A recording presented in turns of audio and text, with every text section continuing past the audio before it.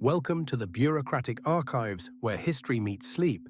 Tonight, we travel to medieval England in the year 1285 to the Manor of Ashford in the county of Kent. Here we will examine the annual tax roll and rent assessment, compiled by William the Clerk, steward of the manor, recording the obligations and holdings of 50 tenants under the feudal system. This video has been meticulously crafted using proven sleep science. The deliberate repetition of tenant entries, each following an identical structure, creates a soothing, predictable pattern that allows your mind to drift. Beneath the narration, you'll hear binaural beats beginning at 3 Hz delta waves, gradually decreasing to 1.2 Hz over 3 hours. These specific frequencies are designed to guide your brain through the natural stages of deep sleep, from light relaxation to profound rest. Our listeners have shared remarkable experiences. One commented, "I dreamed I was walking through a medieval village, watching farmers tend their fields." Another wrote, "The monotonous rhythm of the tax records finally stopped my anxious thoughts after years of insomnia." If you find this video helpful, please share it with anyone in your life who struggles with sleep. We'd love to hear your feedback in the comments, what helped you, what didn't, or any dreams you experienced. Take a moment now to settle into a comfortable position. Close your eyes if you're ready. Feel your body becoming heavy, sinking deeper into your mattress. Breathe in slowly through your nose and out through your mouth. As you listen to these medieval records, don't try to remember or analyze anything. Simply allow the words to flow past you like a gentle stream. Let the archives begin. Manorial tax roll and rent assessment. Manor of Ashford, county of Kent, in the 13th year of the reign of King Edward I, Anno Domini 1285, compiled by William the Clerk, steward of the manor. Let it be known to all that this document contains the complete assessment of rents, labor services, and obligations owed by the tenants of the Manor of Ashford in the county of Kent for the year of our Lord, 1285, being the 13th year of the reign of our sovereign Lord, King Edward I, by the grace of God, King of England, Lord of Ireland, and Duke of Aquitaine, as compiled and recorded by William the Clerk, steward of the manor, acting under the authority of Sir Hugh de Mortimer, Lord of the Manor of Ashford, in accordance with the ancient customs and established practices of the manor as maintained in the manorial court rolls and documented herein, for the purpose of revenue collection and the maintenance of good order within the manor as prescribed by feudal law and manorial custom. Tenant entry, the first. Name of tenant: Robert Atwood, son of William Atwood, deceased in the year of our Lord 1282. Status: villain, holding land in villanage under the customary tenure of the manor, subject to all labor services and obligations, as recorded herein.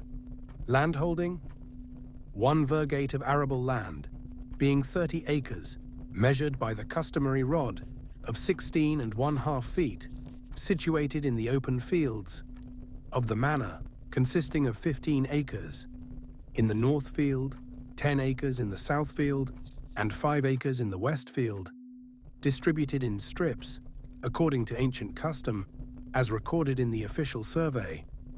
Annual rent: 10 shillings, payable in silver pennies, at the 4 quarter days, being the Feast of the Annunciation, the Nativity of St. John the Baptist, the Feast of St. Michael the Archangel, and the Nativity of our Lord, in equal portions, of 2 shillings and 6pence at each quarter day, as established by manorial custom. Labor services: 52 days of week work, being 1 day each week, throughout the year, to be performed at the Lord's domain, in ploughing, harrowing, sowing, reaping, binding, and carting, as directed by the reeve. Additionally, 3 days of boon work, at harvest time, with food provided by the Lord's manor, consisting of bread, ale, and pottage, as is customary. Furthermore, the tenant owes carting services of 2 days per annum for the transport of the Lord's grain. to market at Canterbury, a distance of 12 miles, as recorded in the court rolls. Livestock owned. 2 oxen for ploughing services, being 1 red ox of 6 years of age and 1 brindled ox of 5 years of age, valued at 8 shillings each, in the official assessment. Furthermore, the tenant possesses 12 sheep, consisting of 8 ewes and 4 wethers, grazing upon the common pasture, according to ancient rite. Additionally, 3 pigs, being 2 sows and 1 young boar, with rites of pannage in the manorial woods during the season of acorns. Furthermore, 18 chickens maintained in the tenant's croft for the production of eggs, as documented herein. Grain owed. 2 bushels of wheat of good quality and proper measure, to be delivered at Michaelmas to the Lord's granary. Additionally, 3 bushels of barley, to be delivered at the same term. Furthermore, 1 bushel of oats, for the sustenance of the Lord's horses, all measured by the official bushel of the manor and inspected by the bailiff, for quality and proper measure, as is required by custom. Special obligations. Payment of multure, being 1/16th part of all grain ground, at the Lord's mill, where the tenant is required to bring all grain, for grinding, under penalty of fine. Furthermore, the tenant owes suit of court attending the manorial court every 3 weeks, under penalty of amercement. Additionally, bridge silver of 6 per annum, for the maintenance of the bridge over the river Stour. Furthermore, pannage fees of 1 penny per pig for grazing rights in the Lord's woodland during the season of mast. The tenant is subject to heriot upon death, being the best beast or chattel to be surrendered to the Lord.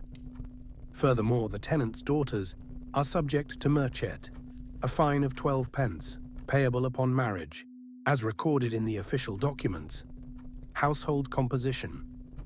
The household consists of Robert Atwood himself, being 35 years of age, able-bodied and fit for labour services, his wife Agnes, being 32 years of age, his son William, being 12 years of age, capable of assisting with harvest work, his son Thomas, being 9 years of age, his daughter Matilda, being 7 years of age, his daughter Emma, being 4 years of age, his infant son John, being 1 year of age. Furthermore, his aged mother, Cecilia Atwood, being 60 years of age, residing in the household as documented in the manorial survey. Additional notes. The tenant is current in all obligations, with no arrears recorded. The tenant took possession of the landholding upon the death of his father, William Atwood, in the year 1282, paying a relief fine of 10 shillings for entry to the holding. The tenant maintains his property in good condition according to the inspection conducted by the Hayward in the month of September, as recorded in the official records of the Manor of Ashford. Tenant entry the 2nd. Name of tenant: John Miller, son of Geoffrey Miller, holding the mill and mill house by hereditary custom of 3 generations, as documented in the archives.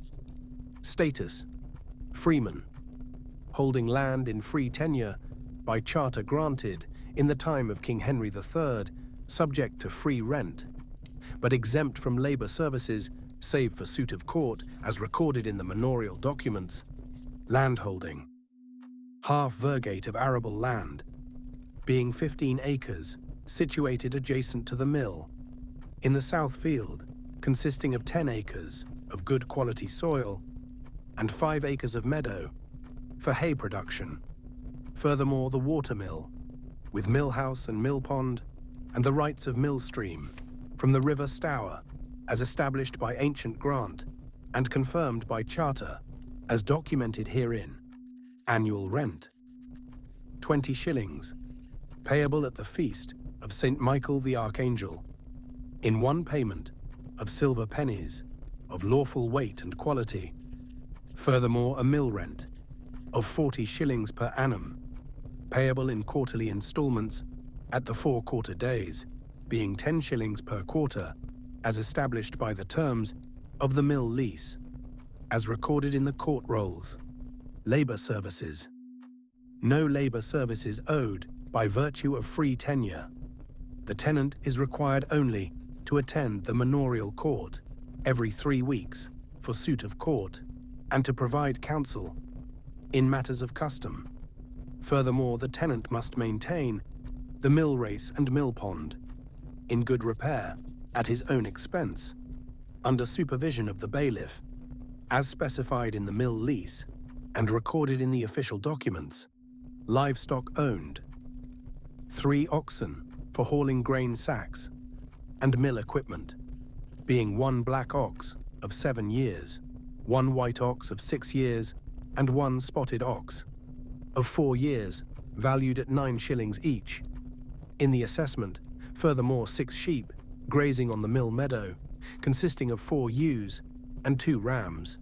Additionally, 1 riding horse of brown colour, age 8 years, valued at 12 shillings for travel to market. Furthermore, 2 pigs and 20 chickens maintained at the mill premises, as documented in the survey. Grain owed. No grain owed by virtue of free tenure. However, the tenant is required to grind the lord's grain without charge, as part of the mill privileges, being approximately 20 quarters of grain per annum, to be ground at the lord's command and delivered in good flour, of proper fineness, as established by the mill customs and recorded in the lease agreement. Special obligations. The tenant holds the monopoly of grinding rights. Within the manor, all tenants are required to bring their grain to this mill only, under penalty of fine. The tenant must maintain all mill equipment, including millstones, gears, and water channels, in proper working order, as inspected quarterly by the bailiff. Furthermore, the tenant pays a heriot of 10 shillings, in silver, upon death, rather than a beast, by special provision of the free tenure. The tenant is exempt from merchere for his daughter's marriages, by privilege of free status, as documented in the charter. The tenant owes bridge silver of 1 shilling per annum, double the common rate for his greater prosperity, as recorded in the manorial customs. Household composition.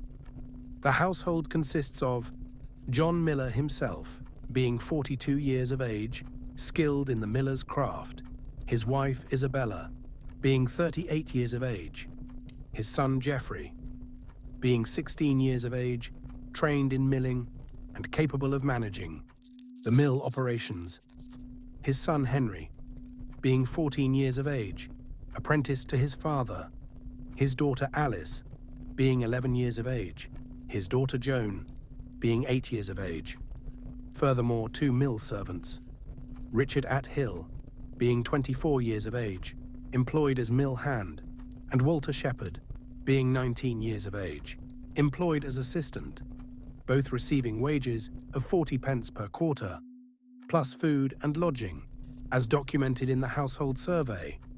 Additional notes. The tenant is current in all obligations.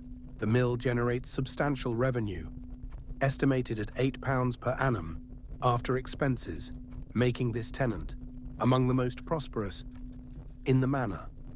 The mill was recently repaired at cost of 30 shillings for new millstones imported from France. The repair was approved by the Lord's bailiff, and the cost permitted to be deducted from rent over 3 years at 10 shillings per year. This arrangement was recorded in the court roll of Michaelmas term in the year of our Lord 1284, as maintained in the official archives. Tenant entry the 3rd. Name of tenant: Thomas Ploughman, son of Richard Ploughman, formerly of the same holding, deceased in the year of our Lord 1283. Status: Villain, holding land in villanage under customary tenure. Of the manor, subject to all labour services, week work and boon work and all customary obligations, as established by ancient practice and recorded in the manorial survey. Landholding: 3/4 of 1 virgate, being 22½ acres, of arable land, distributed in the open fields, consisting of 12 acres, in the north field, 7 acres in the south field, and 3½ acres in the west field, all held by strips, scattered throughout the fields, according to the ancient rotation, as documented in the field book.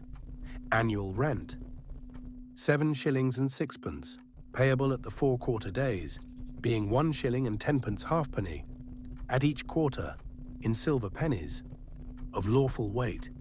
Furthermore, chicken rent of 2 hens per annum, to be delivered at Christmas, of good quality and proper size, as established by custom and recorded in the rent roll.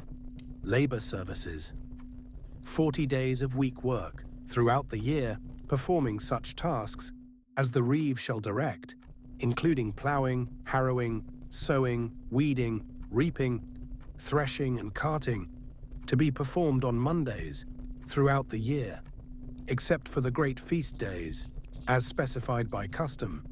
Additionally, 4 days of boon work at harvest, with food provided, consisting of bread, cheese, ale and pottage, from the Lord's kitchen. Furthermore, carting service of 3 days per annum, for transport of grain and other produce to Canterbury Market, at the Lord's command, as recorded in the service register.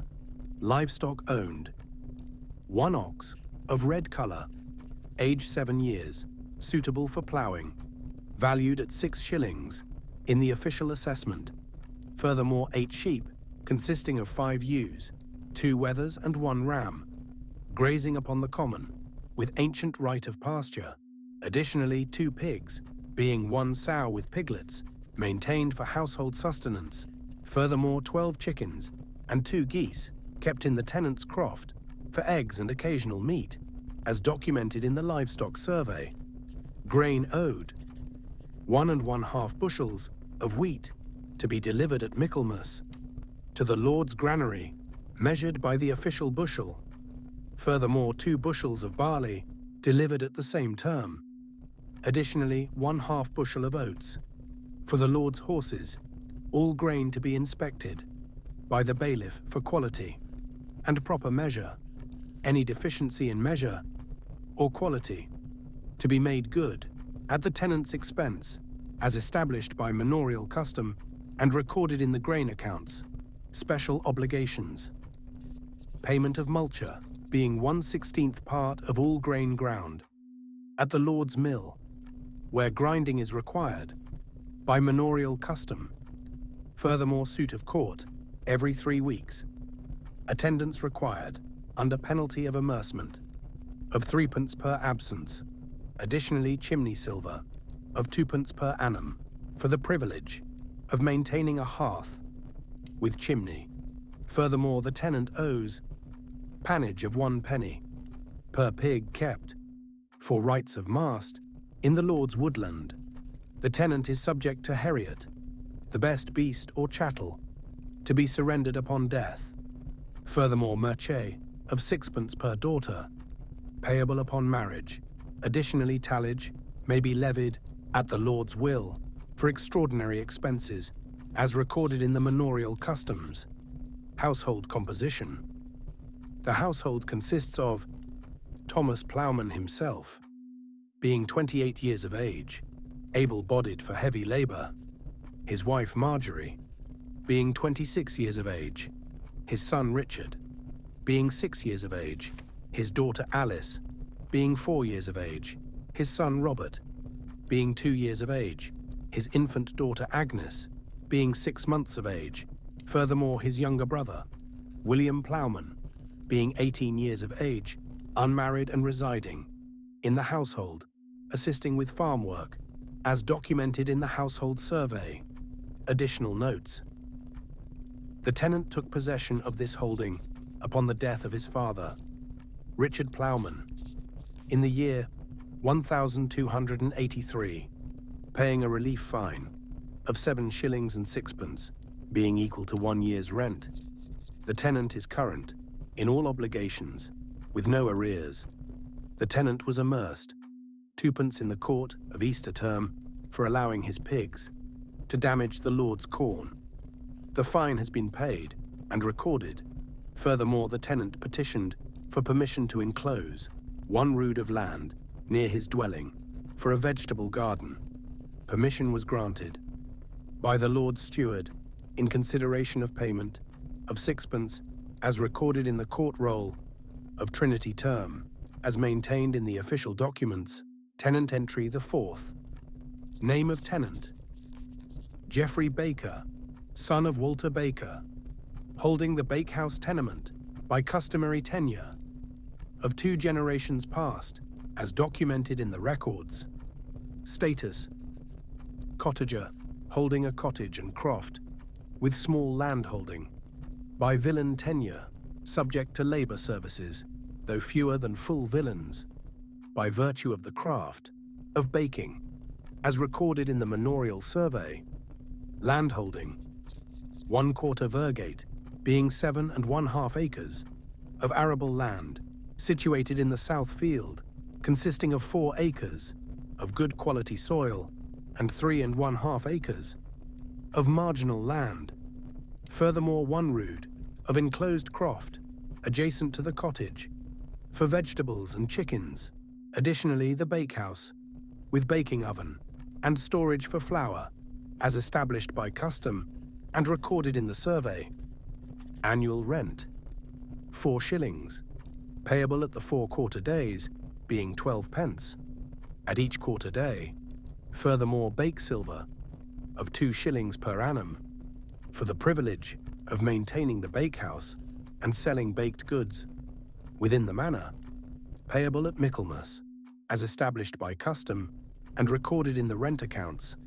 Labour services: 20 days of week work, being 1 day each fortnight, throughout the year for general farm labour at the Lord's domain.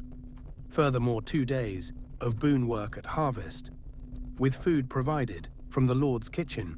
Additionally, the tenant is required to bake the Lord's bread without charge, being approximately 50 loaves per month from flour provided by the Lord's granary. The loaves must be of proper weight and quality: white bread for the Lord's table and maslin bread for the servants' consumption, as inspected by the bailiff and recorded in the baking accounts. Livestock owned: no oxen owned by virtue of small holding and craft occupation. Furthermore, 4 sheep grazing on the common, consisting of 3 ewes and 1 wether. Additionally, 1 pig maintained for household use. Furthermore, 24 chickens kept in the croft for eggs to be used in baking, as documented in the survey. Grain owed: 1 bushel of wheat delivered at Michaelmas to the Lord's granary. Furthermore, 1 bushel of rye delivered at the same term, measured by the official bushel and inspected for quality by the bailiff, as established by custom and recorded in the grain accounts. Special obligations: the tenant holds monopoly of commercial baking within the manor. All tenants requiring baked bread for special occasions must purchase from this bakehouse or pay a fine of 6d per offence. The tenant must maintain the baking oven in good repair, inspected quarterly by the bailiff to ensure proper function and fire safety. Furthermore, the tenant pays multure of 1/16th part of grain ground at the mill. Additionally, suit of court every 3 weeks is required under penalty of amercement. The tenant is subject to heriot, being the best chattel, upon death. Furthermore, merche of 4d per daughter. For marriage permission, the tenant pays chimney silver of 3d per annum for the large bakehouse chimney, as recorded in the obligations register. Household composition: The household consists of Geoffrey Baker himself, being 34 years of age, skilled in the baker's craft, trained by his father, his wife Beatrice, being 30 years of age, assisting with baking and management of sales, his son Walter, being 10 years of age, learning the craft from his father, his daughter Emma, being 7 years of age, his son Hugh, being 5 years of age, his daughter Marjorie, being 2 years of age.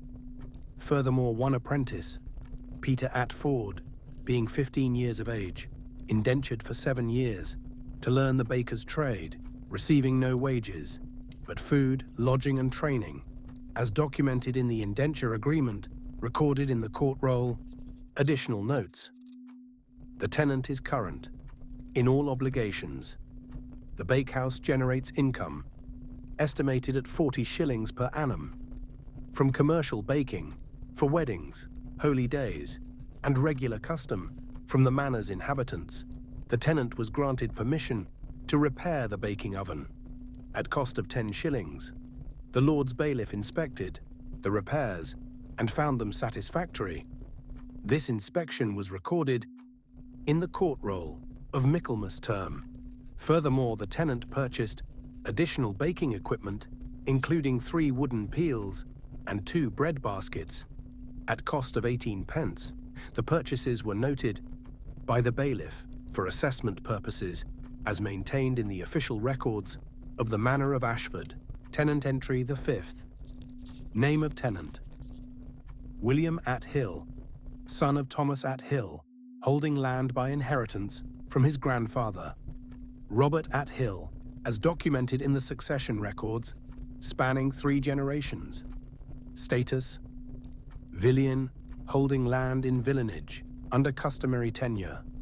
Of the manor, subject to all labour services, both week work and boon work, and all manorial obligations, as established by ancient custom and recorded in the court rolls. Landholding: 1 virgate and 1 quarter, being 37 1/2 acres of arable land, making this tenant among the larger holders in the manor. The land is distributed in the open fields, consisting of 20 acres in the north field, 12 acres in the south field, and 5 1/2 acres in the west field. Furthermore, 2 acres of meadow land in the water meadow near the river Stour for hay production, as documented in the field survey. Annual rent: 12 shillings and 6pence, payable at the 4 quarter days, being 3 shillings and 1 penny halfpenny at each quarter, in silver pennies, of lawful weight and quality. Furthermore, hay silver of 6pence per annum for the meadow rights, payable at the feast of St. John the Baptist, as established by custom and recorded in the rent roll. Labour services: 65 days of week work, being 5 days per fortnight throughout the year, performing ploughing with the tenant's oxen, harrowing, sowing, reaping, binding, threshing, and carting services at the direction of the reeve. Furthermore, 5 days of boon work at harvest time, with food provided from the Lord's kitchen, being bread, cheese, ale, beef or pork, and pottage. Additionally, ploughing service of 4 acres of the Lord's domain in the spring ploughing season, using the tenant's plough team of 4 oxen. Furthermore, carting service of 4 days per annum for transport of grain, wool and other produce to Canterbury Market and to London, as the bailiff directs, as recorded in the service register. Livestock owned: 4 oxen for ploughing services, being 2 red oxen of 6 and 7 years, 1 black ox of 5 years, and 1 white ox of 8 years, valued at 8 shillings each, in the official assessment, making a total value of 32 shillings. Furthermore, 20 sheep, consisting of 14 ewes, 4 wethers and 2 rams, grazing upon the common pasture, according to ancient rite. Additionally, 5 pigs, being 3 sows, 1 boar and 1 young pig, with rights of pannage, in the Lord's woodland. Furthermore, 1 cow for household milk and 2 calves. Additionally, 30 chickens, 4 geese, and 6 ducks maintained in the tenant's croft, as documented in the livestock survey. Grain owed: 3 bushels of wheat of good quality, to be delivered at Michaelmas, to the Lord's granary. Furthermore, 4 bushels of barley, delivered at the same term. Additionally, 2 bushels of oats, for the Lord's horses. Furthermore, 1 bushel of rye, for the Lord's household. All grain to be measured by the official bushel of the manor and inspected by the bailiff, for quality and proper weight, any deficiency to be made good at harvest from the next year, with additional fine of 6 per bushel short, as established by manorial custom and recorded in the grain accounts. Special obligations: payment of multure, being 1/16th part of all grain ground at the Lord's mill, where the tenant is bound to bring all grain for grinding, under penalty of fine of 12 pence per offence. Furthermore, suit of court every 3 weeks, attendance being mandatory, under penalty of amercement of 6 per absence. Additionally, bridge silver of 9 per annum, being higher than common rate due to the larger holding, for maintenance of the bridge over the river Stour. Furthermore, pannage fees of 1 penny per pig for grazing rights in the Lord's woodland during the season of mast, being September and October. The tenant is subject to heriot upon death, being the best beast, which would be 1 ox, valued at 8 shillings, to be surrendered to the Lord. Furthermore, the tenant's daughters are subject to merchere, a fine of 12 pence each, payable upon marriage for permission to marry. Additionally, tallage may be levied at the Lord's will, this tenant being assessed at 2 shillings, when tallage is imposed, for extraordinary expenses of the manor, as recorded in the obligations register. Household composition: the household consists of William at Hill himself, being 46 years of age, able-bodied and experienced in agricultural management. His wife Joan, being 42 years of age.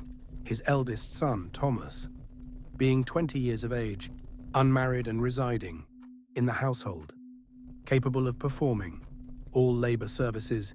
His son John, being 17 years of age, similarly able-bodied. His son Robert, being 14 years of age, capable of harvest work. His daughter Agnes, being 12 years of age. His daughter Matilda, being 9 years of age. His son Henry, being 6 years of age. His daughter Emma, being 3 years of age. Furthermore, his widowed sister, Eleanor at Hill, being 50 years of age, residing in the household, with her daughter Alice, being 16 years of age, as documented in the household survey. Additional notes: the tenant is current in all obligations, with no arrears recorded. This is one of the more prosperous villein holdings in the manor. The tenant possesses agricultural equipment, valued at approximately 30 shillings, including 1 plough with iron ploughshare, 1 harrow, 2 carts, various tools and implements, as assessed by the bailiff. The tenant was elected to serve as Hayward in the year 1280, serving for 3 years, with exemption from 6 days of week work per annum, as compensation for the office. This service was recorded with commendation in the court rolls. The tenant petitioned successfully for permission to marry his eldest son, Thomas, to Alice Smith, daughter of John Smith, freeman of the neighboring manor of Y. The marriage was approved upon payment of merchere of 12 pence, and the marriage took place in the month of June of the present year, as recorded in the court roll of Trinity Term, as maintained in the official archives of the Manor of Ashford. Tenant entry the 6th. Tenant entry the 6th. Name of tenant: Richard Shepherd, son of Henry Shepherd, holding land by customary tenure. Of the manor, the family having served as shepherds to the manor for 4 generations, as documented in the records. Status: Villian, holding land in villanage, with specialized duties pertaining to the care of the Lord's sheep, subject to modified labor services reflecting the shepherding obligations, as established by ancient custom and recorded in the service register. Landholding: half virgate of arable land, being 15 acres situated in the north field, and west field, consisting of 10 acres in the north field of good quality soil, and 5 acres in the west field of lighter soil. Furthermore, 1 rood of enclosed croft for vegetables and chickens. Additionally, grazing rights on the common pasture for personal sheep not to exceed 12 head, as established by custom and recorded in the survey. Annual rent: 6 shillings, payable at the 4 quarter days, being 18 pence at each quarter day. Furthermore, shepherd silver of 1 shilling per annum, in lieu of certain services, payable at the feast of St. Michael the Archangel, as established by agreement between the lord and tenant and recorded in the rent roll. Labor services: modified labor services due to shepherding duties, being 20 days of general week work per annum, rather than the customary 52 days for a half virgate. Furthermore, the tenant is required to serve as under-shepherd to the Lord's flock throughout the year, tending approximately 200 sheep belonging to the Lord's domain. The tenant must rise daily before dawn to inspect the flock, move sheep to pasture, ensure their safety from predators and thieves, treat sick animals, assist with lambing in the spring season, shear sheep in June, and fold the sheep nightly on the Lord's arable land to provide manure for soil enrichment. Furthermore, 2 days of boon work at harvest time, when shepherding duties permit, with food provided from the Lord's kitchen, as recorded in the service obligations. Livestock owned: no oxen owned by virtue of shepherding occupation and smaller holding. Furthermore, 12 sheep being the maximum permitted for personal ownership, consisting of 8 ewes and 4 wethers, grazing with the Lord's flock, but marked distinctively with the tenant's mark, registered in the manor court. Additionally, 2 pigs, maintained for household use. Furthermore, 16 chickens, kept in the croft for eggs and occasional meat. Furthermore, 1 sheepdog of 2 years' age, trained for herding, valued at 12 pence in the assessment, as documented in the livestock survey. Grain owed: 1 bushel of wheat delivered at Michaelmas to the Lord's granary. Furthermore, 1 1/2 bushels of barley delivered at the same term, measured by the official bushel and inspected for quality, as established by custom and recorded in the grain accounts. Special obligations: the tenant receives from the Lord's stores 1 quarter of wheat and 1 quarter of barley at Martinmas as partial payment for shepherding services. Furthermore, the tenant receives all milk from the Lord's ewes during the milking season, being May through September, for household use and for making cheese. Additionally, the tenant receives 12 fleeces per annum from the Lord's flock at shearing time, for household wool and for sale. The tenant must pay multure of 1/16th part of grain ground at the mill. Furthermore, suit of court every 3 weeks is required, under penalty of amercement. The tenant is responsible for any sheep lost to negligence, valued at 18 pence per sheep, to be deducted from allowances or paid in silver.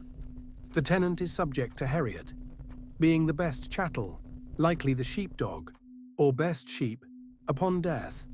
Furthermore, merchet of 6 pence per daughter for marriage permission. Additionally, the tenant must provide accurate count of lambs born and fleeces shorn at each accounting to the bailiff, with penalty of 12 pence for false accounting, as recorded in the obligations register. Household composition. The household consists of Richard Shepherd himself, being 38 years of age, skilled in the shepherd's craft, learned from his father. His wife Marjorie, being 36 years of age, skilled in cheese-making and wool preparation. His son Henry, being 15 years of age, trained as shepherd, capable of assuming duties. His son William, being 12 years of age, assisting with shepherding. His daughter Alice, being 10 years of age, helping with cheese production. His daughter Joan, being 7 years of age. His son Thomas, being 4 years of age. His infant daughter Emma, being 8 months of age, as documented in the household survey. Additional notes. The tenant is current. In all obligations, the tenant maintains a small dairy operation, producing cheese from the Lord's ewe milk. The cheese is sold at Canterbury Market, generating income of approximately 20 shillings per annum. After household consumption, this income supplements the shepherd's allowances. The tenant reported to the bailiff that 3 sheep were lost in the year, 1 to wolves in the winter months, 1 to disease in the spring, and 1 to theft, despite vigilant watch. The Lord accepted the explanation for 2 losses, but assessed the tenant 6pence for the diseased sheep, which might have been saved with earlier treatment. This assessment was recorded in the court roll of Easter term. Furthermore, the tenant petitioned for additional grazing rights for 2 more sheep. The petition was denied, as the common pasture is already fully stocked, according to ancient custom. This denial was recorded in the court roll of Trinity term, as maintained in the official records of the Manor of Ashford. Tenant entry the 7th. Name of tenant: Agnes de la Ford, widow of Robert de la Ford, deceased in the year of our Lord 1284, holding land in her own right, as widow's portion, according to manorial custom, of the 3rd part of her late husband's holding. Status: Villain, holding land in villanage, by widow's right, subject to reduced labor services in recognition of her widowed state, and the assistance provided by her sons as established by custom and recorded in the court rolls. Landholding: 1/3 of 1 virgate, being 10 acres of arable land distributed in the open fields, consisting of 5 acres in the north field, 3 acres in the south field, and 2 acres in the west field. Furthermore, 1/2 rood of garden croft, adjacent to her cottage, for vegetables and herbs, as documented in the widow's settlement, recorded in the manor court upon her husband's death. Annual rent: 3 shillings and 4pence, payable at the 4 quarter days, being 10pence at each quarter day, in silver pennies, as established by the widow's reduced assessment, recorded in the rent roll. Labor services: 15 days of week work per annum, being reduced from normal assessment due to widowed status.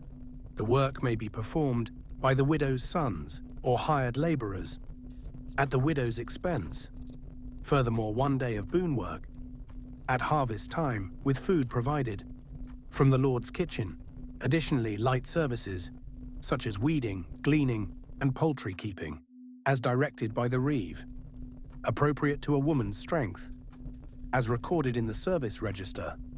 Livestock owned: no oxen owned, having been claimed, as Harriet, upon her husband's death, the best ox being surrendered to the Lord as death duty, according to custom. Furthermore, 4 sheep grazing on the common, consisting of 3 ewes and 1 wether. Additionally, 1 pig, maintained for household use. Furthermore, 10 chickens and 2 geese, kept in the garden croft. as documented in the livestock survey. Grain owed: 1/2 bushel of wheat delivered at Michaelmas to the Lord's granary. Furthermore, 1 bushel of barley delivered at the same term, measured by the official bushel and inspected by the bailiff, as established by the reduced assessment for widows' holdings, as recorded in the grain accounts. Special obligations: payment of multure, being 1/16th part of grain ground at the Lord's mill. Furthermore, suit of court every 3 weeks. Attendance required, though the widow may send her eldest son as representative, with permission of the court, under penalty of amercement, of 3d per absence. Additionally, chimney silver of 1 penny per annum for maintenance of hearth. Furthermore, the widow is exempt from certain heavy obligations, including carting services and bridge repair work. By virtue of her widowed state, the widow is not subject to further heriot upon her own death, as the heriot was paid at her husband's demise. Furthermore, her daughters remain subject to merchet of 4d each for marriage permission, though reduced from the standard rate in recognition of the family's circumstances, as recorded in the obligations register. Household composition: the household consists of Agnes de la Ford herself, being 48 years of age, widow for 1 year past; her son Robert, being 22 years of age, married and maintaining his own separate holding of half Vergate elsewhere in the manor; her son William, being 19 years of age, unmarried and assisting his mother with farm work, residing in the household; her daughter Matilda, being 16 years of age, skilled in brewing and baking; her daughter Emma, being 13 years of age; her son John, being 10 years of age, capable of light farm work. Furthermore, her aged father, Walter Atwood, being 74 years of age, infirm and unable to work, residing in the household and dependent on his daughter for sustenance, as documented in the household survey. Additional notes: the widow took possession of this reduced holding upon the death of her husband, Robert de la Ford, who died in the month of November in the year 1284. The manorial court granted her the widow's portion, being 1/3 of the holding, in accordance with ancient custom. The remaining 2/3 of the original holding reverted to the lord, and was subsequently granted to the eldest son, Robert, who paid a relief fine of 6 shillings and 8d for entry to that portion. These proceedings were recorded in the court roll of Martinmas term. The widow maintains her household with assistance from her son William, who performs the required labor services. The widow earns additional income by brewing ale for sale within the manor. This activity was licensed by the manor court upon payment of ale silver of 6d per annum. The widow was presented to the manor court in Easter term for selling ale at excessive price, contrary to the assize. She was amerced 4d for this offence. The fine has been paid and recorded. The widow petitioned the court for reduction of her rent, citing her difficult circumstances and the burden of maintaining her aged father. The steward denied the petition, noting that her rent was already reduced below the standard assessment and that her son William's labor was adequate compensation. This petition and denial were recorded in the court roll of Trinity term, as maintained in the official records of the Manor of Ashford. Tenant entry the 8th. Name of tenant: John Smith, son of Walter Smith, holding the smithy tenement by customary tenure, the family having served as blacksmiths to the manor for 3 generations, providing essential services of metalworking and tool repair as documented in the craft records. Status: sokeman, holding land in soakage tenure, a privileged status between villein and freeman, subject to fixed services and fixed rent, not subject to arbitrary tallage or increase of obligations by ancient grant, confirmed in the time of King Henry II, as recorded in the manorial charters. Landholding. Half virgate of arable land, being 15 acres, situated near the village centre, in the south field and west field, consisting of 8 acres in the south field and 7 acres in the west field. Furthermore, 1/4 rood of enclosed land for the smithy building, with forge, bellows and anvil, and storage for iron stock and finished implements. Additionally, 1 rood of croft for household garden and livestock maintenance, as documented in the survey of Sokerman Holdings. Annual rent, 8 shillings, payable at the 2 terms, being 4 shillings at the Feast of the Annunciation and 4 shillings at the Feast of St. Michael, in silver pennies of lawful weight. Furthermore, smithy rent of 2 shillings per annum for the privilege of maintaining the forge and smithy and conducting metalwork within the manor, payable at Michaelmas, as established by ancient agreement and recorded in the rent roll. Labour services. Fixed services, not subject to increase, consisting of 12 days of general farm work per annum, to be performed at the tenant's choosing within the agricultural year. Furthermore, the tenant is required to provide metal working services to the Lord's domain without additional charge, being the repair and maintenance of all iron tools and implements, including ploughshares, harrow spikes, scythes, sickles, axes, cart fittings, horseshoes, and other metal goods. The tenant must provide 4 new ploughshares per annum from iron stock provided by the Lord. Furthermore, the tenant must shoe the Lord's horses, being approximately 30 head, including cart horses and riding horses, maintaining shoes in good repair throughout the year. Additionally, the tenant provides metalwork for manor buildings, including hinges, latches, locks, and other iron fittings, as directed by the bailiff. All materials for Lord's work to be provided from Lord's stock, only the labour being the tenant's obligation, as recorded in the service register. Livestock owned. 1 ox for ploughing the tenant's land, being a black ox of 8 years age, valued at 7 shillings.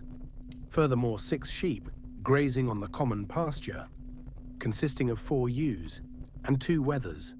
Additionally, 1 pig for household consumption. Furthermore, 14 chickens maintained in the croft. Furthermore, 1 cart horse of brown colour, aged 9 years, valued at 16 shillings, used for transport of iron stock and finished goods to market, as documented in the livestock survey. Grain owed. 1 bushel of wheat delivered at Michaelmas to the Lord's granary. Furthermore, 1 bushel of barley delivered at the same term, measured by the official bushel.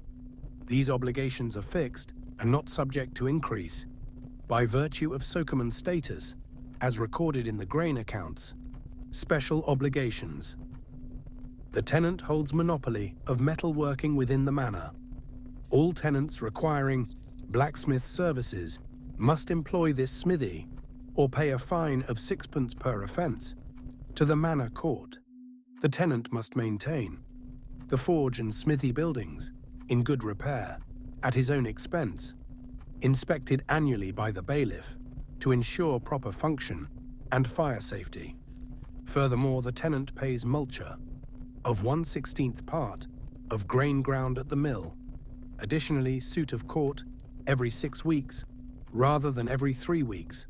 By privilege of sokeman status, the tenant is subject to heriot of fixed value, being 5 shillings in silver rather than best beast.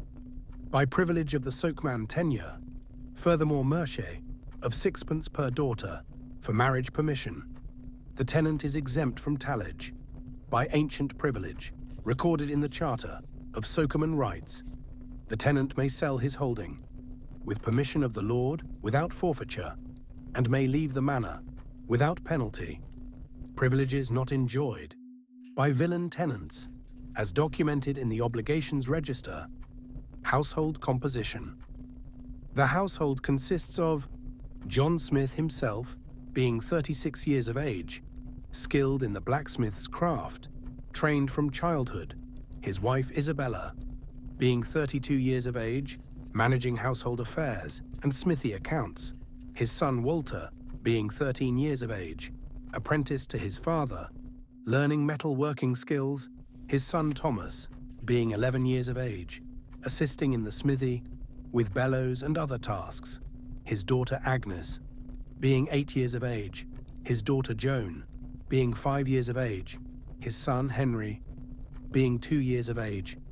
Furthermore, one journeyman smith, Richard de Wye, being 26 years of age, employed for wages of 48 pence per quarter, plus food and lodging, skilled in horseshoeing and fine ironwork, as documented in the household survey. Additional notes.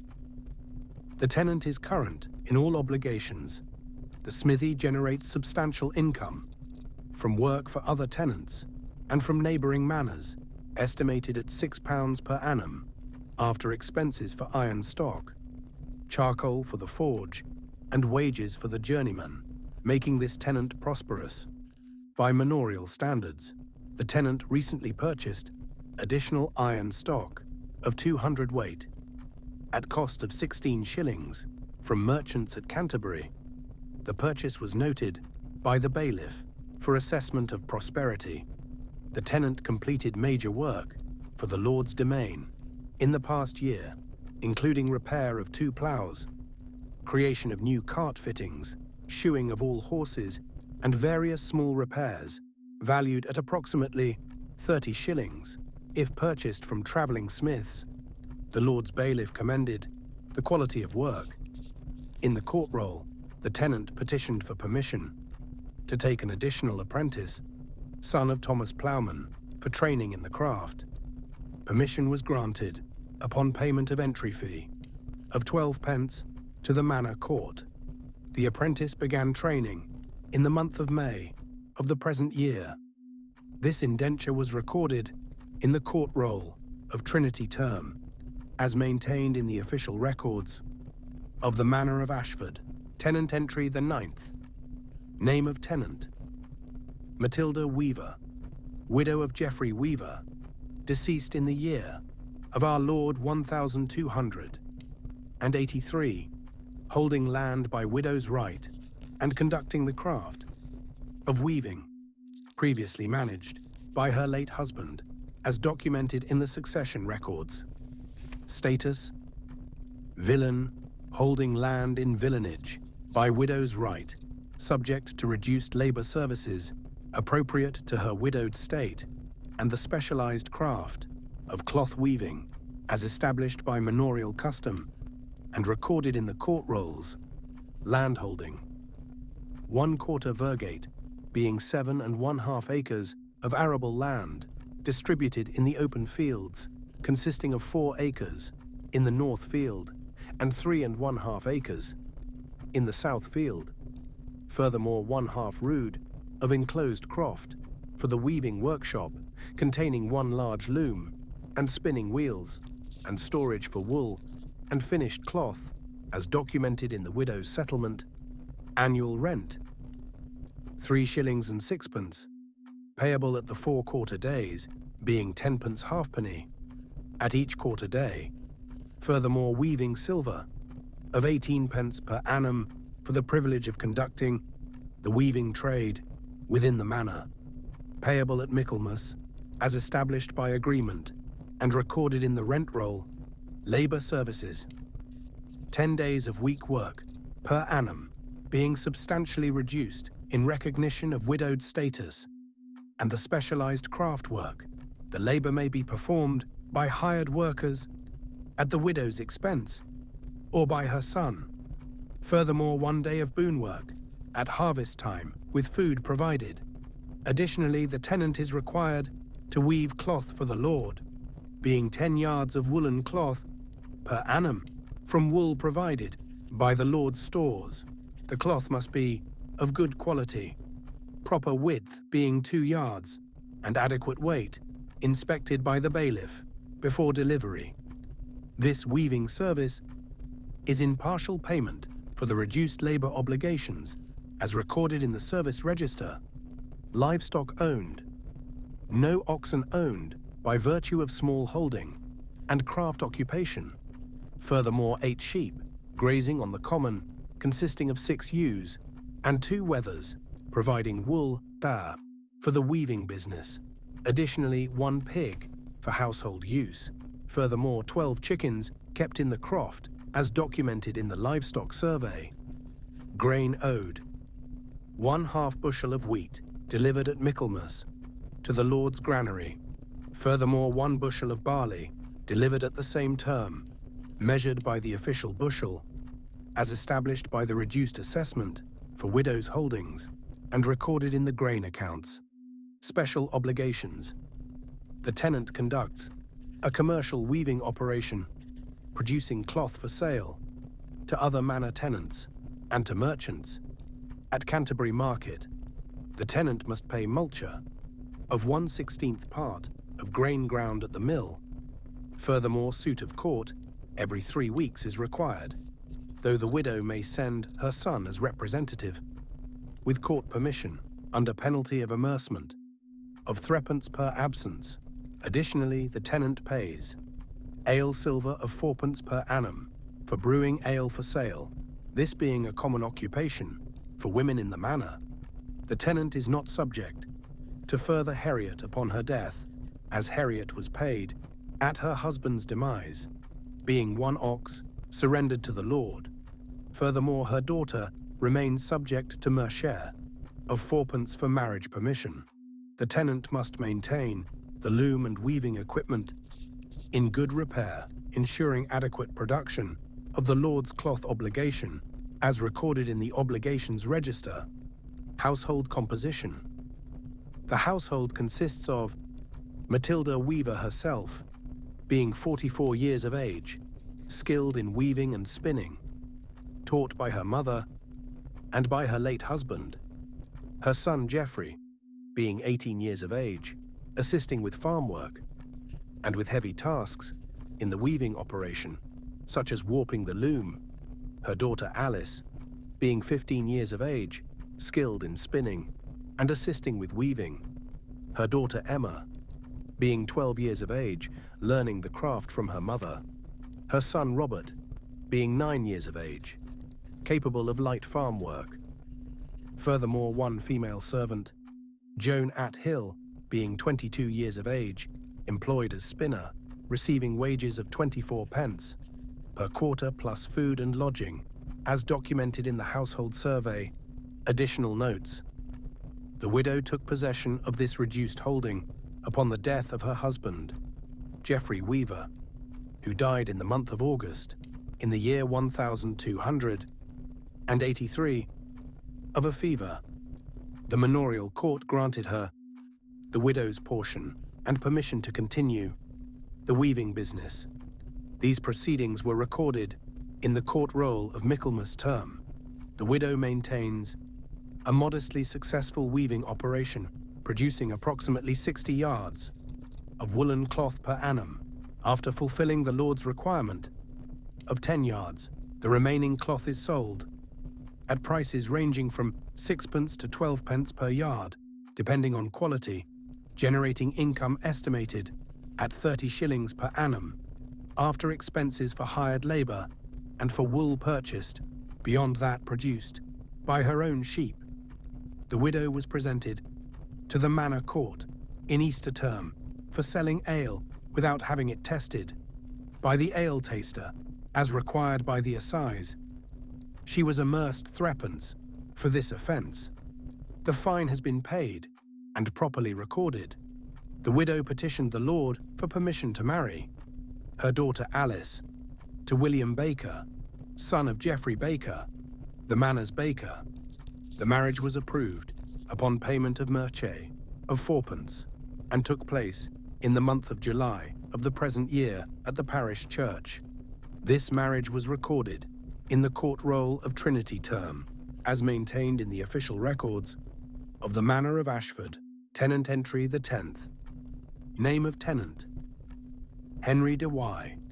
Freeman by charter, holding land in free tenure, originating from the Manor of Y, in the same county of Kent, relocating to this manor in the year of our Lord, 1278, by grant of the Lord, as documented in the charter rolls.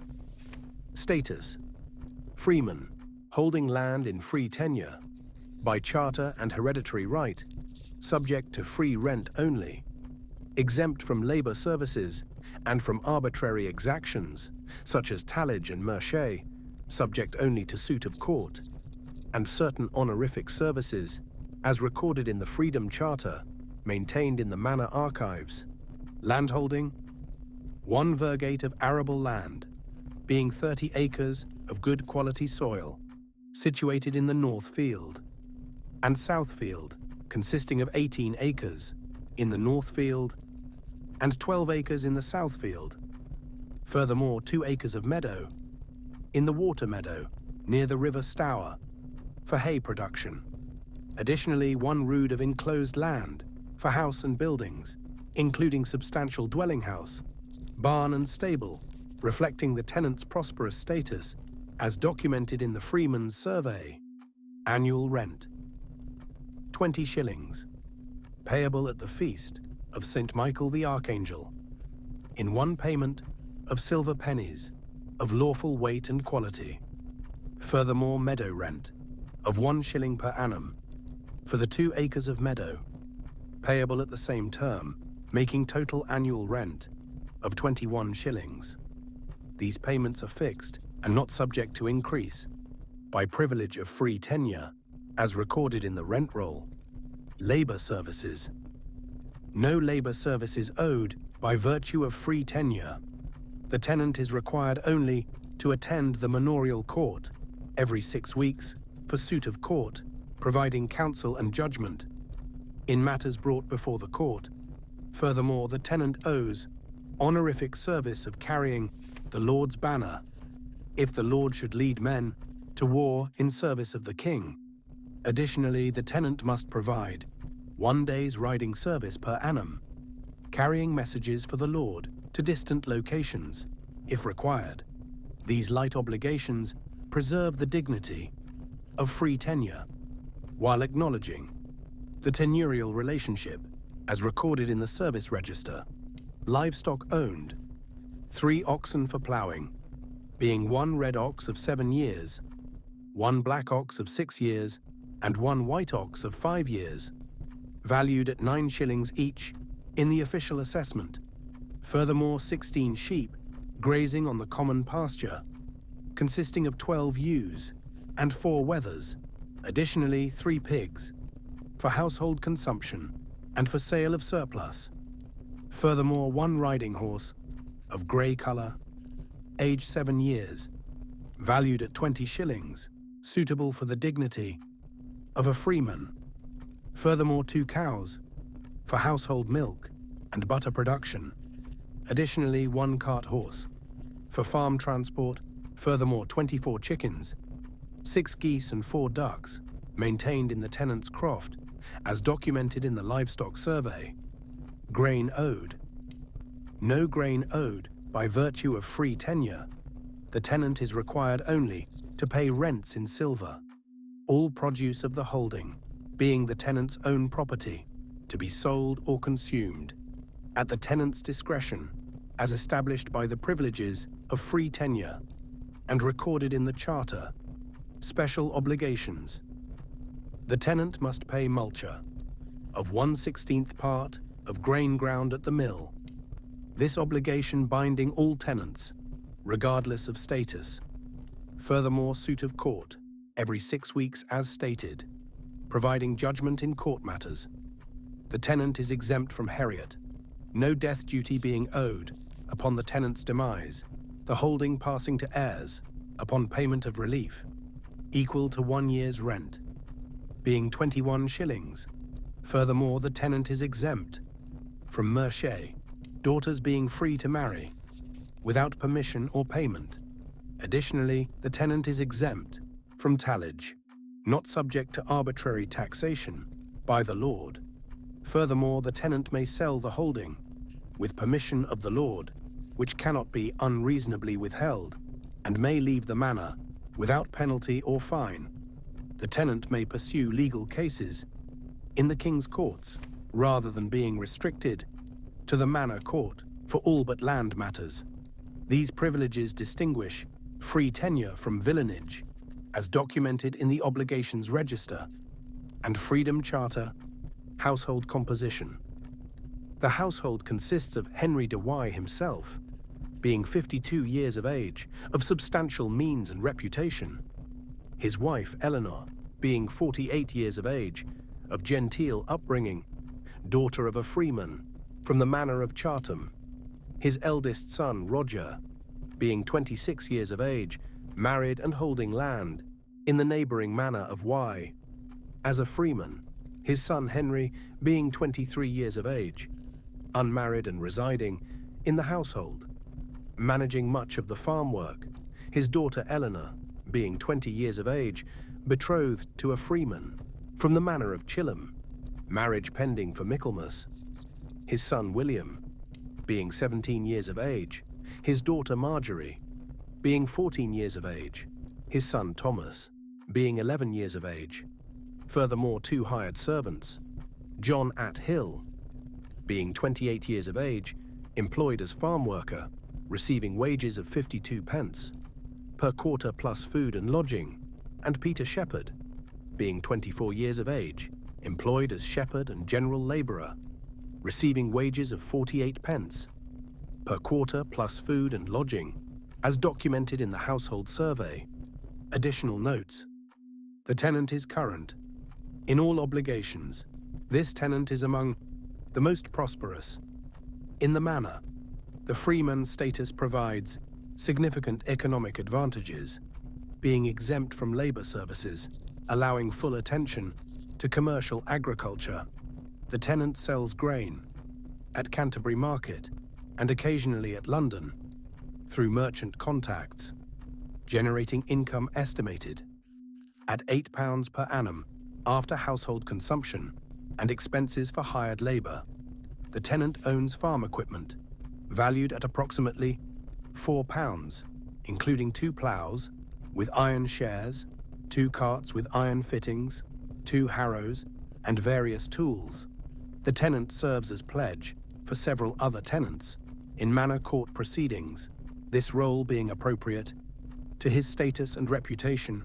The tenant was elected by the manor court to serve as juror in several land disputes in the past year, his judgment being valued for fairness and knowledge of manorial custom.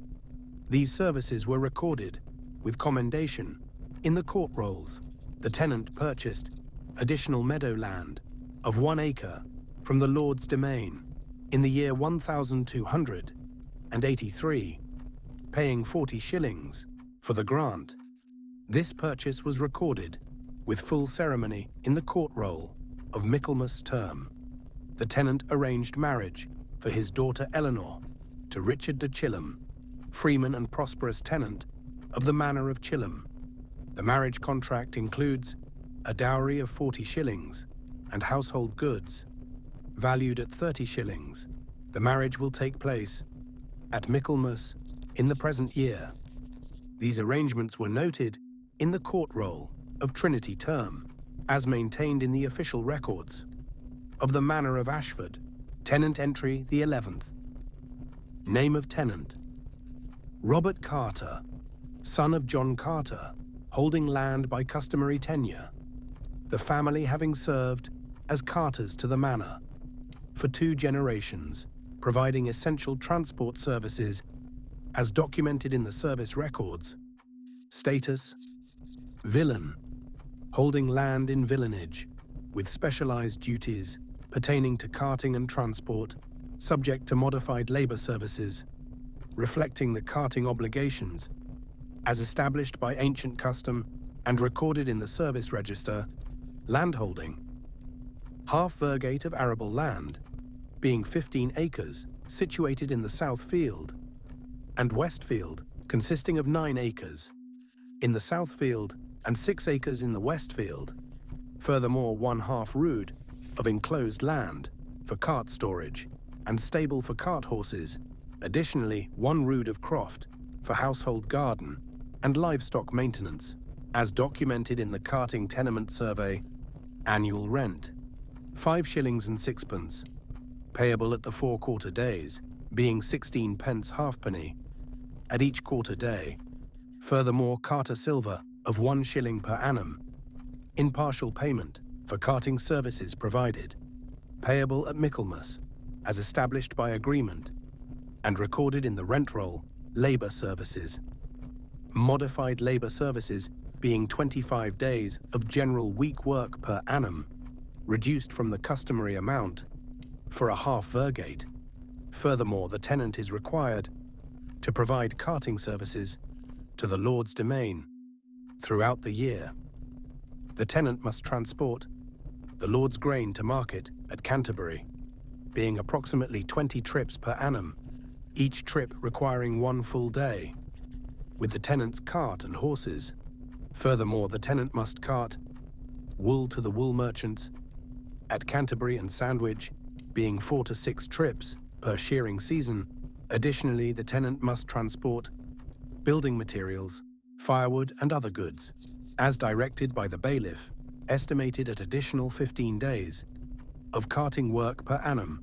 Furthermore, 2 days of boon work at harvest time, when carting duties permit, with food provided from the Lord's kitchen, as recorded in the service obligations. Livestock owned, 2 cart horses, essential for the carting work, being 1 brown horse of 8 years age, valued at 14 shillings, and 1 black horse of 6 years age, valued at 16 shillings. Furthermore, 1 ox for ploughing the tenant's land, being a red ox of 7 years, valued at 8 shillings. Additionally, 6 sheep, grazing on the common, consisting of 4 ewes and 2 wethers. Furthermore, 2 pigs for household consumption. Additionally, 14 chickens kept in the croft. Furthermore, 1 cart in good repair, with iron fittings, valued at 24 shillings, essential equipment for the carting service, as documented in the livestock and equipment survey. Grain owed, 1 bushel of wheat delivered at Michaelmas to the Lord's granary. Furthermore, 1 1/2 bushels of barley delivered at the same term, measured by the official bushel and inspected by the bailiff, as established by custom and recorded in the grain accounts. Special obligations. The tenant receives from the Lord's stores fodder for the cart horses when engaged in the Lord's carting work, being oats and hay of adequate quantity.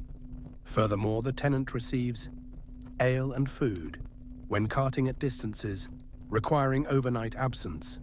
Additionally, the tenant is permitted to conduct private carting work for other tenants and for neighbouring manors, when not required for the Lord's service.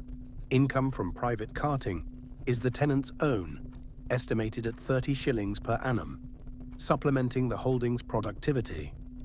The tenant must maintain the cart and harness in good repair, inspected by the bailiff.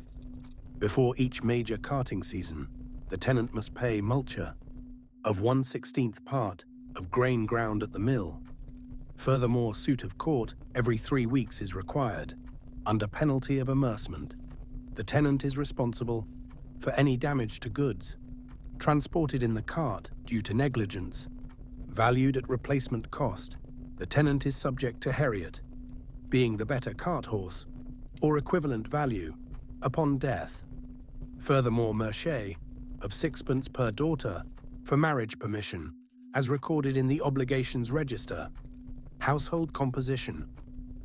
The household consists of Robert Carter himself, being 32 years of age, skilled in cart management and horse handling.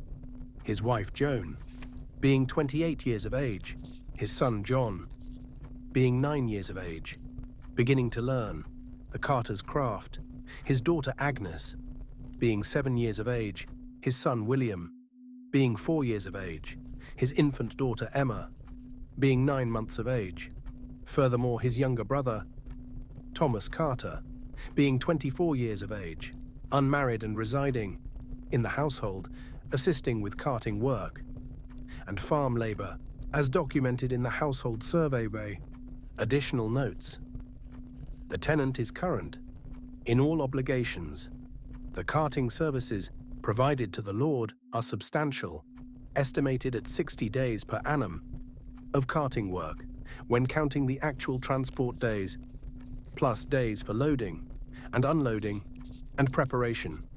The tenant conducted 43 carting trips for the lord in the past year, according to the bailiff's records. Furthermore, the tenant's private carting business is moderately successful, serving several tenants who lack their own transport and conducting trips to Canterbury Market on behalf of smaller holders. The tenant was presented to the Manor Court in Trinity Term for allowing his cart to damage the road surface near the Manor Bridge, creating a dangerous rut. He was amerced sixpence and required to repair the damage. At his own expense, the repair was completed and inspected by the Hayward. The amercement has been paid and recorded. The tenant petitioned for additional fodder allowance from the Lord's stores, citing the increased distance of carting work to Sandwich Port for wool export. The bailiff granted a small increase of 1 bushel of oats per trip to Sandwich. This adjustment was recorded in the court roll of Trinity Term, as maintained in the official records of the Manor of Ashford. Tenant entry the 12th. Name of tenant: Walter Reeve, son of Thomas Reeve, currently serving as Reeve of the Manor, elected by the Manor Court in the year of our Lord 1282, for a term of 3 years, holding land by customary tenure, as documented in the Reeves appointment records. Status: villain, holding land in villanage, with substantial modifications to labor obligations, due to service as Reeve, the chief agricultural officer of the manor, responsible for organizing all farming operations on the Lord's domain, as established by election and confirmed by the Lord's steward, as recorded in the court rolls. Land holding: 1 virgate and 1/2, being 45 acres of arable land, making this holding one of the largest villan tenements in the manor, distributed in all 3 fields, consisting of 24 acres in the north field, 14 acres in the south field, and 7 acres in the west field. Furthermore, 3 acres of meadow in the water meadow for hay production. Additionally, 1 rood of enclosed land adjacent to the manor house for the Reeves dwelling, reflecting his important position as documented in the Reeves survey. Annual rent: 15 shillings, payable at the 4 quarter days, being 3 shillings and 9 at each quarter day. Furthermore, meadow rent of 9 per annum for the 3 acres of meadow, payable at the feast of St. John the Baptist, as established by custom and recorded in the rent roll. Labor services: all customary labor services, being approximately 80 days of week work per annum for a holding of this size, are completely remitted during the term of service, as Reeve, in compensation for the demanding duties of the office. The tenant serves as Reeve, managing all agricultural operations on the Lord's domain, organizing the labor services of other tenants, supervising ploughing, sowing, harvesting and threshing, maintaining accounts of grain production, livestock numbers and implements. The Reeve rises before dawn daily to organize the day's work, inspects all fields regularly, ensures proper completion of agricultural tasks, accounts to the bailiff and ultimately to the Lord for all agricultural production. The Reeve must attend the Manor Court every 3 weeks to report on agricultural matters and to testify in disputes concerning farm work. Furthermore, the Reeve conducts the annual accounting at Michaelmas, presenting full records of grain harvested, livestock born, and all agricultural produce, as recorded in the Reeves Service Obligations, livestock owned. 4 oxen for ploughing, being essential for managing a large holding consisting of 2 red oxen of 7 and 8 years, 1 black ox of 6 years, and 1 white ox of 9 years, valued at 8 shillings each. Furthermore, 24 sheep grazing on the common pasture, consisting of 18 ewes, 4 wethers and 2 rams, additionally 4 pigs for household consumption and for sale. Furthermore, 2 cows for household milk production, additionally 1 riding horse of brown colour, age 8 years, valued at 18 shillings, necessary for the Reeves' duties of inspecting distant fields and carrying messages. Furthermore, 30 chickens, 8 geese and 6 ducks, maintained in extensive croft, as documented in the Livestock Survey, grain owed. During service as Reeve, grain obligations are remitted in partial compensation for the office. Upon completion of service, the normal obligations will be restored, being approximately 4 bushels of wheat and 5 bushels of barley per annum, as recorded in the grain accounts. Special obligations. As Reeve, the tenant receives certain privileges and compensations, including exemption from all labour services and grain obligations during term of service. Furthermore, the tenant receives from the Lord's stores 1 quarter of wheat and 1 quarter of barley at Martinmas annually as payment for the office. Additionally, the tenant receives 6 bushels of oats for the riding horse used in Reeves' duties. Furthermore, the tenant is permitted to graze 4 additional sheep beyond the normal allowance on the Lord's pasture. Without payment, the tenant must maintain accurate accounts of all agricultural production, presenting records to the bailiff, quarterly and full accounting at Michaelmas. Any shortfall in expected production must be explained satisfactorily, or may result in the Reeve being held financially responsible. The tenant must pay multure of 1/16th part of grain ground at the mill. Furthermore, suit of court is required at every court session, being every 3 weeks. As the Reeve must report on agricultural matters, the tenant remains subject to heriot upon death, being the best ox, valued at approximately 8 shillings. Furthermore, merche of 8 pence per daughter, slightly reduced from standard, in recognition of service, as recorded in the Obligations Register. Household composition. The household consists of Walter Reeve himself, being 44 years of age, experienced in agricultural management, elected to office for his reputation of competence and honesty. His wife Beatrice, being 40 years of age, skilled in household management. His eldest son Thomas, being 20 years of age, unmarried and assisting with farm management, capable of assuming the Reeves' duties in his father's absence. His son Walter, being 17 years of age, similarly skilled in agriculture. His son Henry, being 14 years of age, capable of farm labour. His daughter Matilda, being 12 years of age. His daughter Joan, being 9 years of age. His son Robert, being 6 years of age. Furthermore, 2 hired farm workers, Richard Atwood, being 30 years of age, employed permanently, receiving wages of 44 pence per quarter plus food and lodging, and William Shepherd, being 26 years of age, employed seasonally, for wages of 4 pence per day during busy seasons, as documented in the Household Survey. Additional notes. The tenant is current in all obligations. The service as Reeve is demanding but prestigious. The tenant was elected by the Manor Court in Michaelmas term of the year 1282.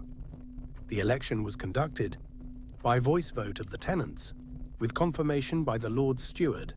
The tenant initially sought to decline the office, citing the burden of responsibilities, but the court insisted, due to his proven competence, the court ruled that refusal would result in amercement of 20 shillings, and so the tenant accepted the office reluctantly.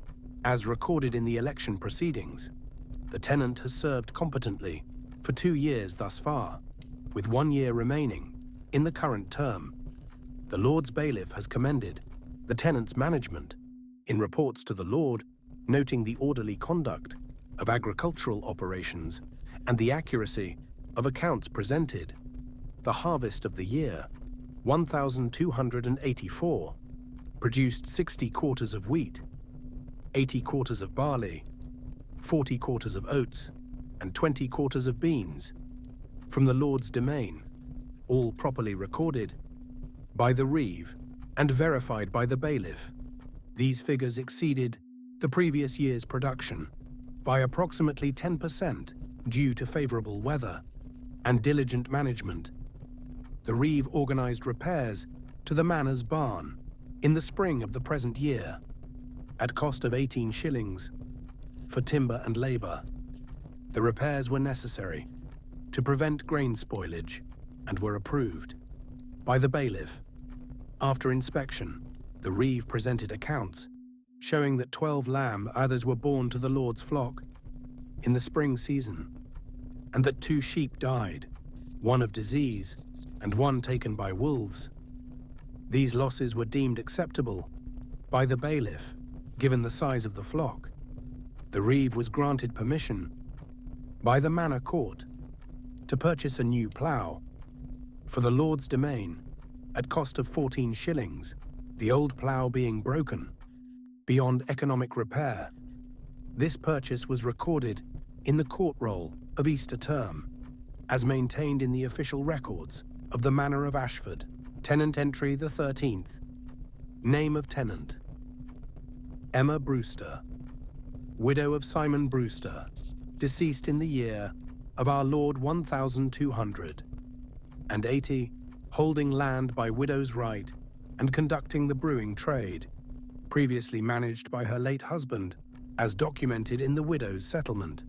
Status: cottager, holding a cottage and small croft by villein tenure, subject to reduced labor services, appropriate to cottager status and to widowed condition, as established by manorial custom and recorded in the court rolls. Landholding: 1/8 of 1 virgate, being 3 3/4 acres of arable land, situated in the west field, of moderate quality soil. Furthermore, 1/4 rood of enclosed croft for the brewing operation set, containing brewing vats, storage for malt and hops, and firewood for heating. Additionally, 1/4 rood for cottage dwelling and small garden, as documented in the cottager survey.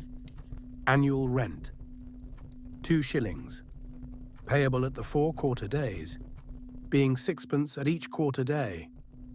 Furthermore, brewing silver of 12p per annum for the privilege of conducting commercial brewing operations within the manor, payable at Michaelmas, as established by custom and recorded in the rent roll. Labor services: 8 days of week work per annum, being substantially reduced for cottager status and widow's condition. The work consists of light tasks, such as weeding, gleaning, poultry keeping and dairy work, appropriate to a woman's strength. Furthermore, 1 day of boon work at harvest time, with food provided from the Lord's kitchen. The tenant may send hired workers to fulfill these obligations at her own expense, as recorded in the service register. Livestock owned: no oxen owned, by virtue of very small holding and craft occupation. Furthermore, 2 sheep grazing on the common, being 2 ewes. Additionally, 1 pig for household consumption. Furthermore, 8 chickens kept in the small croft, as documented in the livestock survey. Grain owed: 1/2 bushel of barley delivered at Michaelmas to the Lord's granary, measured by the official bushel. This is the only grain obligation due to the small size of the holding. as recorded in the grain accounts. Special obligations. The tenant conducts a substantial brewing operation producing ale for sale to other manor tenants and to travellers. At the manor's alehouses, the tenant must have all ale, tested by the ale taster appointed by the manor court, before offering for sale, under penalty of amercement of sixpence per offence. Furthermore, the tenant must observe the assize of ale selling at lawful prices, determined by the manor court, based on grain costs. Violation of the assize results in amercement of 4 to 12 pence, depending on severity. The tenant must pay multure of 1/16th part of grain ground at the mill for malt production. Furthermore, suit of court every 3 weeks is required, though the widow may send a representative with permission under penalty of amercement. The tenant is not subject to further heriot, as heriot was paid at her husband's death, being the brewing vats and equipment valued at 8 shillings. Furthermore, her daughter remains subject to merchant of 3d for marriage permission, reduced rate for cottager status, as recorded in the obligations register. Household composition. The household consists of Emma Brewster herself, being 56 years of age, widow for 5 years past, skilled in brewing craft, learned in her youth. Her daughter Matilda, being 24 years of age, unmarried and assisting with the brewing operation, skilled in all aspects of ale production. Her son John, being 20 years of age, married and maintaining his own separate holding as cottager elsewhere in the manor. Her daughter Alice, being 18 years of age, assisting with brewing and household duties. Furthermore, one female servant, Joan de la Ford, being 32 years of age, employed as brewing assistant, receiving wages of 20 pence per quarter plus food and lodging, as documented in the household survey. Additional notes. The widow maintains a successful brewing operation, producing ale regularly for sale throughout the manor. The brewing occurs approximately 3 times per month, each brewing producing sufficient ale for 20 gallons or more, depending on grain availability and market demand. Income from brewing is estimated at 50 shillings per annum, after expenses for malt, hops, firewood, and hired labor, making this widow moderately prosperous despite her small landholding. The tenant was presented to the manor court 6 times in the past year for violations of the assize of ale selling at prices above the lawful rate. She was amerced 4 pence at each presentment, making total fines of 24 pence. The fines have all been paid and properly recorded. The ale taster reported that the quality of the ale was generally good, but that pricing violations were recurring. The court warned the tenant that continued violations could result in suspension of brewing privileges. The widow petitioned for reduction of brewing silver, citing the burden of fines and the competition from other brewers in neighboring manors. The steward denied the petition, noting that brewing silver is standard for all brewers, and that pricing violations are the tenant's own fault. This petition and denial were recorded in the court roll of Trinity Term. Furthermore, the tenant arranged for her daughter Matilda to be married to Thomas Athill, villain of the manor. The marriage was approved upon payment of merchet of 3d. The marriage took place in the month of September of the present year. These proceedings were recorded in the court roll as maintained in the official records of the Manor of Ashford. Tenant entry the 14th. Name of tenant: Peter Hayward, son of William Hayward, currently serving as Hayward of the manor, appointed by the Lord Steward in the year of our Lord 1283, for a term of indefinite duration, holding land by customary tenure, as documented in the Hayward's appointment records. Status: villain holding land in villanage. with modifications to labor obligations. Due to service as Hayward, the officer responsible for maintaining fences and hedges, supervising common pasture, and impounding stray animals, as established by appointment and recorded in the service register. Landholding. Half virgate of arable land, being 15 acres, distributed in the open fields, consisting of 8 acres in the north field, 5 acres in the south field, and 2 acres in the west field. Furthermore, 1 rood of enclosed land for dwelling and buildings. Additionally, grazing rights for personal livestock on the common pasture, which the tenant supervises as part of his Hayward duties, as documented in the Hayward Survey. Annual rent, 6 shillings, payable at the 4 quarter days, being 18 pence at each quarter day, in silver pennies of lawful weight, as established by custom and recorded in the rent roll. Labour services.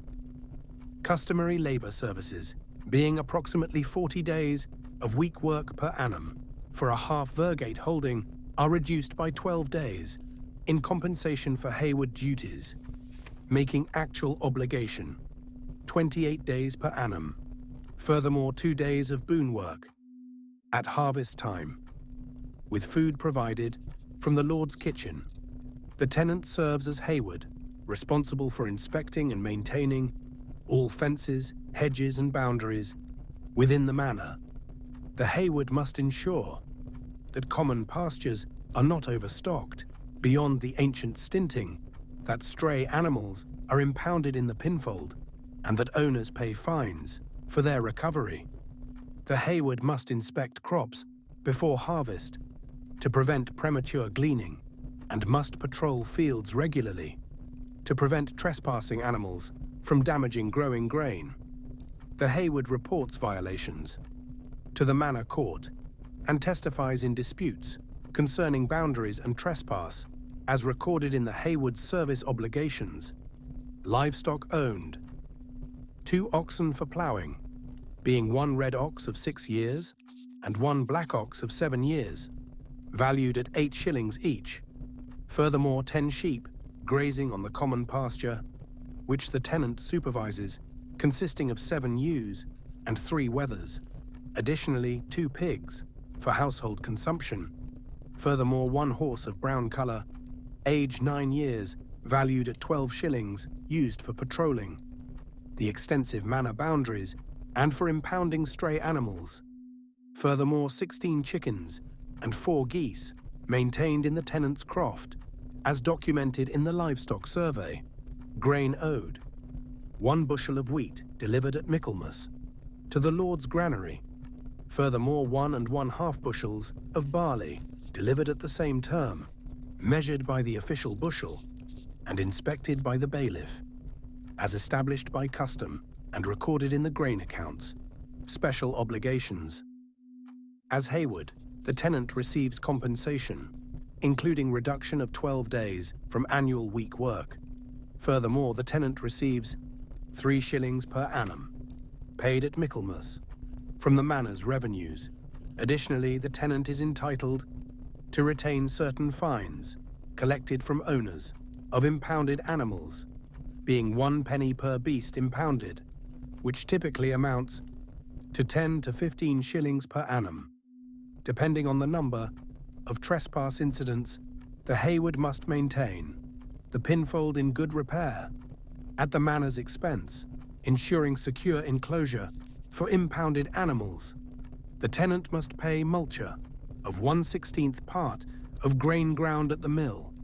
Furthermore, suit of court is required at every session, being every 3 weeks, as the Hayward must report on boundaries, trespasses, and impoundments. The tenant is subject to heriot upon death, being the better ox, valued at 8 shillings. Furthermore, merched of 6 pence per daughter for marriage permission. The Hayward may be removed from office for incompetence or corruption at the Lord's discretion, reverting to full labour obligations if dismissed from the office, as recorded in the obligations register. Household composition. The household consists of Peter Hayward himself, being 36 years of age, experienced in boundary matters and agricultural practice, his wife Alice, being 32 years of age, his son William, being 11 years of age, beginning to learn the Hayward's duties by accompanying his father on inspections, his daughter Emma, being 9 years of age, his son Thomas, being 6 years of age, his daughter Joan, being 3 years of age, his infant son Robert, being 7 months of age, as documented in the household survey. Additional notes. The tenant serves competently, as Hayward, maintaining good order. In the manor's agricultural system, the tenant impounded 43 animals in the past year, including 32 sheep, 7 pigs, 3 oxen and 1 horse, that had trespassed into growing crops or strayed beyond proper bounds. The owners paid fines, totaling 51 pence for recovery of their animals, of which the Hayward retained 43 pence as his lawful portion, the remainder going to the manor's revenues. These impoundments were recorded in the court rolls throughout the year. The tenant presented 7 cases of boundary disputes to the manor court in the past year, providing testimony concerning ancient boundaries and proper maintenance of fences and hedges. His testimony was accepted in 6 of the 7 cases, demonstrating the court's confidence in his knowledge and honesty. The tenant organized repairs to the manor's pinfold in the spring of the present year, the fence having been damaged by a storm. The repairs cost 6 pence for timber and labor, paid from manor revenues with approval of the bailiff. The tenant was commended by the Lord Steward for his diligent service in preventing damage to crops from straying animals. This commendation was noted in the court roll of Easter term. Furthermore, the tenant discovered unauthorized enclosure of common land by Thomas de la Ford, who had extended his croft by 1 rood onto the common pasture. The Hayward reported this violation to the manor court. The court ordered restoration of the common land and amerced Thomas de la Ford 12 pence for the encroachment. This case was recorded in the court roll of Trinity term, as maintained in the official records of the Manor of Ashford, tenant entry the 15th. Name of tenant: Simon de Chartham, freeman by charter, holding land in free tenure, originating from the Manor of Chartham in the county of Kent, relocating to this manor in the year of our Lord 1276 by purchase of land from the Lord's domain as documented in the Charter of Sale. Status: freeman, holding land in free tenure, by purchase and charter, subject only to free rent, exempt from all labor services and from arbitrary exactions, subject only to suit of court and certain nominal services, as recorded in the Freedom Charter, maintained in the Manor Archives. Landholding: 3/4 of 1 virgate, being 22 1/2 acres of arable land, of excellent quality, situated in the South Field and West Field, consisting of 14 acres in the South Field and 8 1/2 acres in the West Field. Furthermore, 1 1/2 acres of meadow in the Water Meadow for hay production. Additionally, 1/2 rood of enclosed land for substantial dwelling house and farm buildings, reflecting the tenant's prosperous status as documented in the Freeman's Survey. Annual rent: 18 shillings, payable at the feast of St. Michael the Archangel, in 1 payment of silver pennies of lawful weight and quality. Furthermore, meadow rent of 6 pence per annum for the meadow land, payable at the same term, making total annual rent of 18 shillings and 6 pence. These payments are fixed by the Charter of Purchase and not subject to increase, as recorded in the rent roll and labor services. No labor services owed by virtue of free tenure. The tenant is required only to attend the manorial court every 6 weeks for suit of court, providing counsel in legal matters and judgment in disputes. Furthermore, the tenant owes 1 white rose per annum, if demanded, at the feast of St. John the Baptist, as token acknowledgement of the tenurial relationship. This nominal service preserves the feudal bond, while maintaining the dignity of free tenure, as recorded in the service register. Livestock owned: 3 oxen for ploughing, being 1 red ox of 8 years, 1 black ox of 7 years, and 1 white ox of 6 years, valued at 9 shillings each in the official assessment.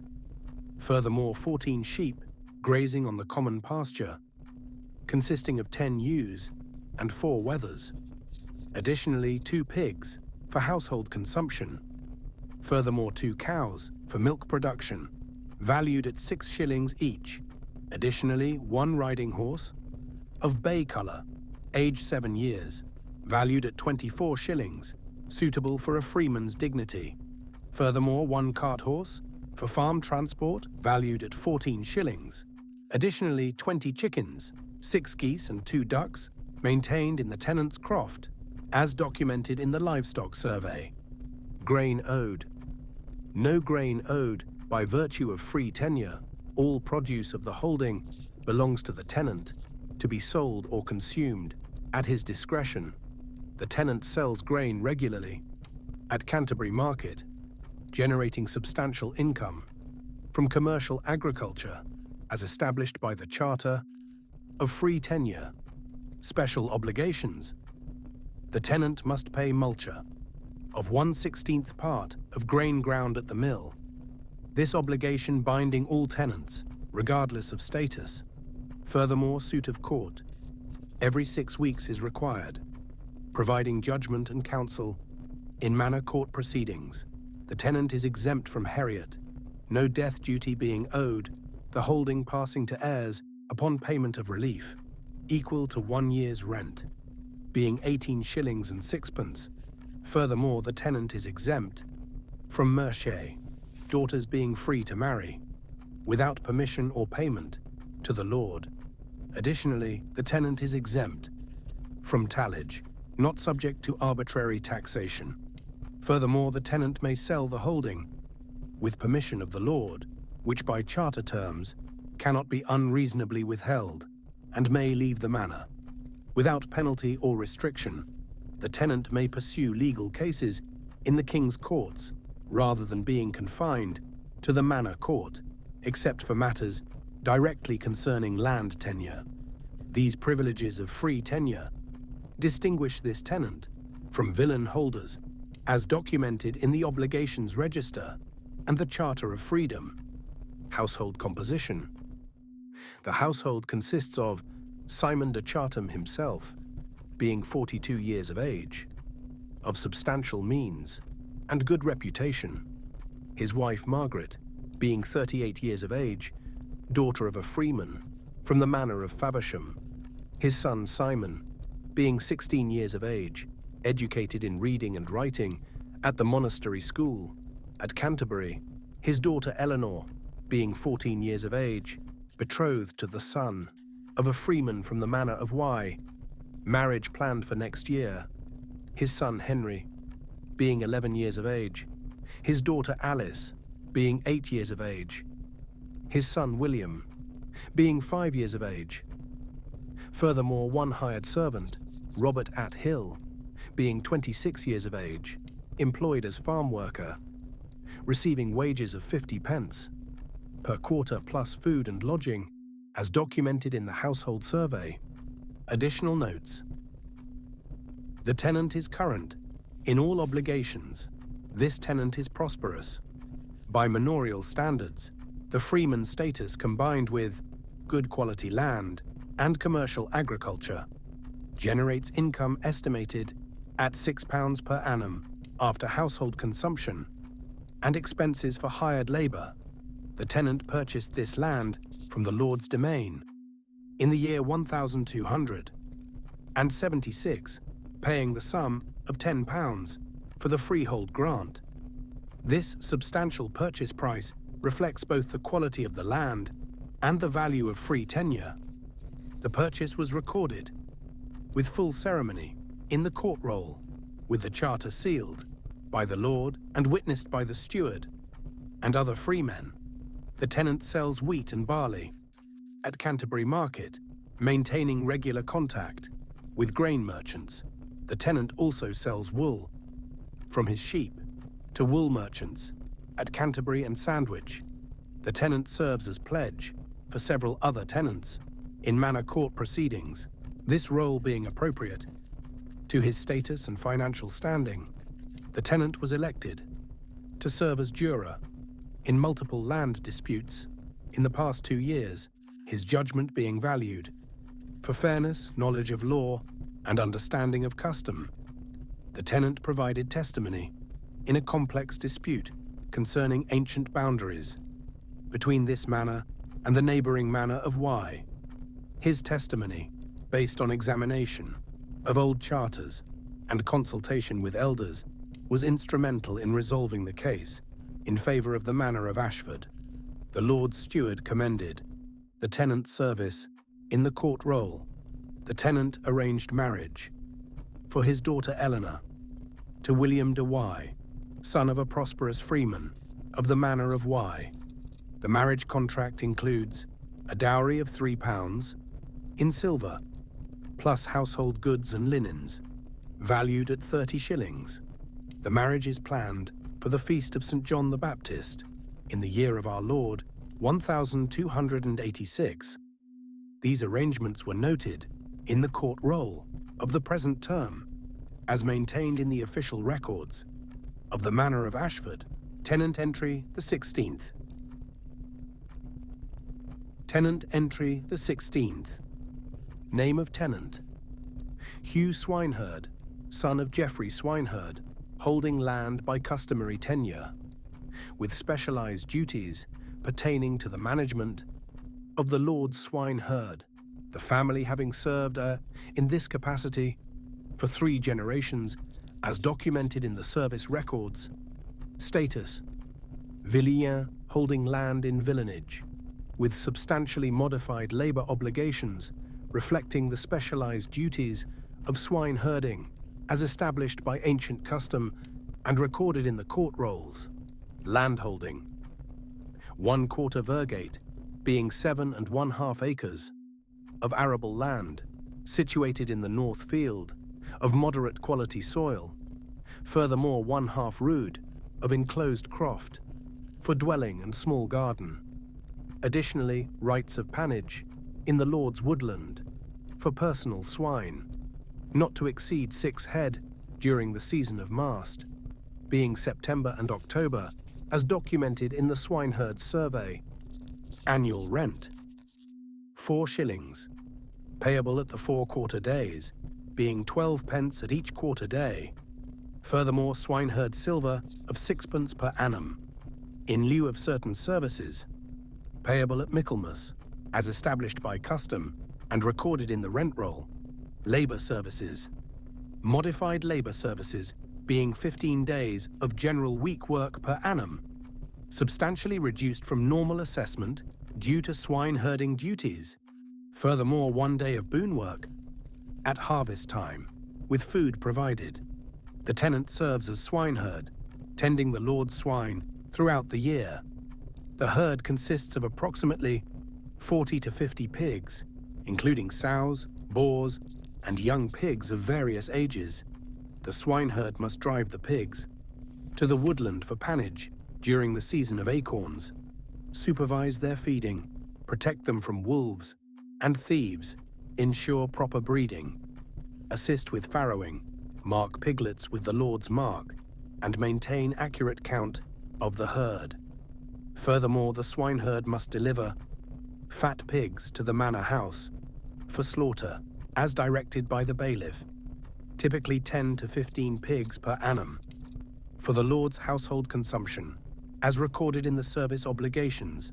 Livestock owned: no oxen owned by virtue of small holding and specialized occupation. Furthermore, 6 pigs of his own, the maximum permitted, consisting of 2 sows, 1 boar and 3 young pigs, grazing with the lord's herd, but marked distinctively with the tenant's mark, registered in the manor court. Additionally, 4 sheep grazing on the common, being 3 ewes and 1 wether. Furthermore, 12 chickens, kept in the small croft. Furthermore, 1 swine dog of 3 years' age, trained for herding pigs, valued at 8d in the assessment, as documented in the livestock survey. Grain owed. 1/2 bushel of wheat delivered at Michaelmas to the Lord's granary. Furthermore, 1 bushel of barley delivered at the same term, measured by the official bushel and inspected by the bailiff, as established by custom for small holdings and recorded in the grain accounts. Special obligations. The tenant receives from the Lord's stores 1 quarter of barley at Martinmas annually as partial payment for swine herding services. Furthermore, the tenant receives whey and buttermilk from the manor dairy for feeding young pigs. Additionally, the tenant is entitled to 1 pig from each litter born to the Lord's sows, this being ancient custom, and substantial compensation for the swine herd services. The tenant must pay pannage fees of 1 penny per pig for his own swine, for rights of mast in the Lord's woodland. Furthermore, the tenant must pay multure of 1/16th part of grain ground at the mill. Additionally, suit of court every 3 weeks is required, under penalty of amercement. The tenant is responsible for any swine lost to negligence, valued at 12d per pig, to be deducted from compensation or paid in silver. The tenant is subject to heriot upon death, being the best pig or equivalent chattel. Furthermore, merche of 4d per daughter for marriage permission. The tenant must provide accurate count of piglets born and pigs delivered for slaughter at each accounting to the bailiff, with penalty of 6d for false accounting, as recorded in the obligations register. Household composition. The household consists of Hugh Swineherd himself, being 40 years of age, skilled in swine management, learned from his father. His wife Joan, being 36 years of age, skilled in pig rearing and in managing the household economy. From pig breeding, his son Geoffrey, being 14 years of age, trained as swineherd, capable of assuming duties. His son Thomas, being 10 years of age, assisting with swine herding. His daughter Matilda, being 7 years of age. His son William, being 4 years of age. Furthermore, his aged mother, Alice Swineherd, being 68 years of age, widow and residing in the household, dependent on her son for sustenance, as documented in the household survey. Additional notes. The tenant maintains the Lord's swine herd in good condition. The herd has grown from 38 pigs at the beginning of the year to 46 pigs at present counting. The tenant reported to the bailiff that 23 piglets were born in the spring from 5 sows, being good productivity. Furthermore, 3 pigs died during the year, 1 from disease, 1 taken by wolves despite vigilant watch, and 1 from injury sustained when fighting. The bailiff accepted these explanations, finding no negligence. The tenant delivered 12 fat pigs to the manor house for slaughter in the past year, providing meat for the Lord's household and for salting, for winter provisions. The tenant's compensation from 1 pig per litter provides substantial income. The 5 piglets received were sold at Canterbury Market for 6d each, generating 30d. In addition to agricultural income, the tenant also maintains his own small breeding operation with his 6 permitted pigs, producing occasional litters for sale or household consumption. The tenant was presented to the Manor Court in Trinity Term for allowing the Lord's pigs to root in the parish churchyard, damaging graves, and causing scandal. He was amerced fourpence for this offence, which he claimed occurred when the pigs escaped due to a broken fence, not through negligence. The fine has been paid and the fence repaired. This incident was recorded in the court roll. Furthermore, the tenant petitioned for permission to keep 2 additional pigs beyond the permitted 6, citing his need to expand the breeding operation. The petition was denied, as the woodland pannage is already fully utilized. According to ancient stinting, this denial was recorded in the court roll as maintained in the official records of the Manor of Ashford. Tenant entry the 17th. Name of tenant: Richard Carpenter, son of William Carpenter, holding land by customary tenure, with specialized duties, providing carpentry services to the manor, the family having practiced the carpenter's craft for 2 generations, as documented in the craft records. Status: Villain, holding land in villanage, with modified labor obligations reflecting the carpentry services provided to the manor, as established by custom and recorded in the service register. Landholding: half virgate of arable land, being 15 acres, distributed in the open fields, consisting of 9 acres in the north field and 6 acres in the south field. Furthermore, 1/4 rood of enclosed land for the carpenter's workshop, containing tools and equipment for woodworking, including saws, axes, adzes, planes, augers and chisels. Additionally, 1 rood of croft for dwelling and garden, as documented in the carpenter's survey. Annual rent: 6 shillings, payable at the 4 quarter days, being 18 pence at each quarter day. Furthermore, carpenter's silver of 1 shilling per annum for the privilege of conducting carpentry work for other tenants, in addition to manor work, payable at Michaelmas, as established by custom and recorded in the rent roll.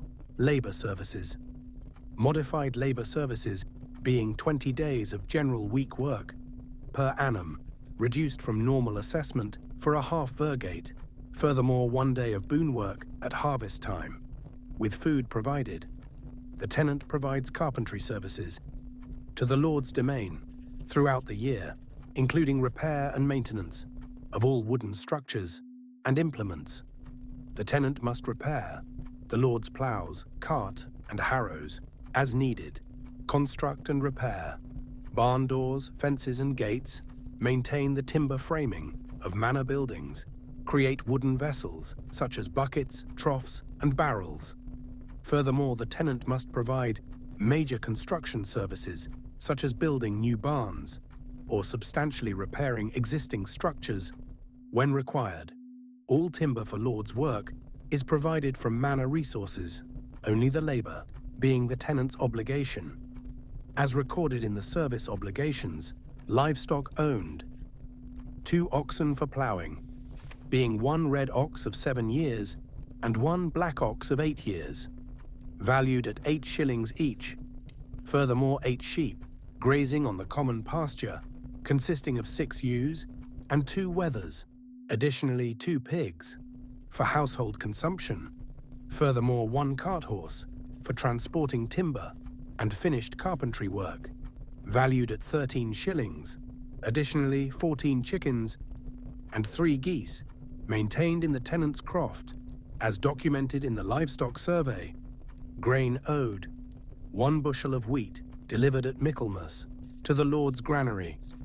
Furthermore, 1 1/2 bushels of barley delivered at the same term, measured by the official bushel and inspected by the bailiff, as established by custom and recorded in the grain accounts.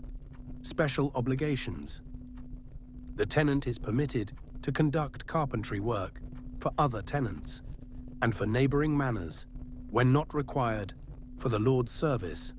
Income from private carpentry is the tenant's own, estimated at 40 shillings per annum, from construction projects, repairs and implement making, The tenant must maintain all carpentry tools in good condition at his own expense, inspected annually by the bailiff, to ensure capability of fulfilling obligations. The tenant must pay multure of 1/16th part of grain ground at the mill. Furthermore, suit of court every 3 weeks is required. Under penalty of amercement, the tenant is subject to heriot, upon death being the better ox, or equivalent value. Furthermore, merche of 6pence per daughter for marriage permission. The tenant may be required to provide carpentry work on short notice for urgent repairs, such as storm damage, to manor buildings, with priority over private work, as recorded in the Obligations Register. Household composition.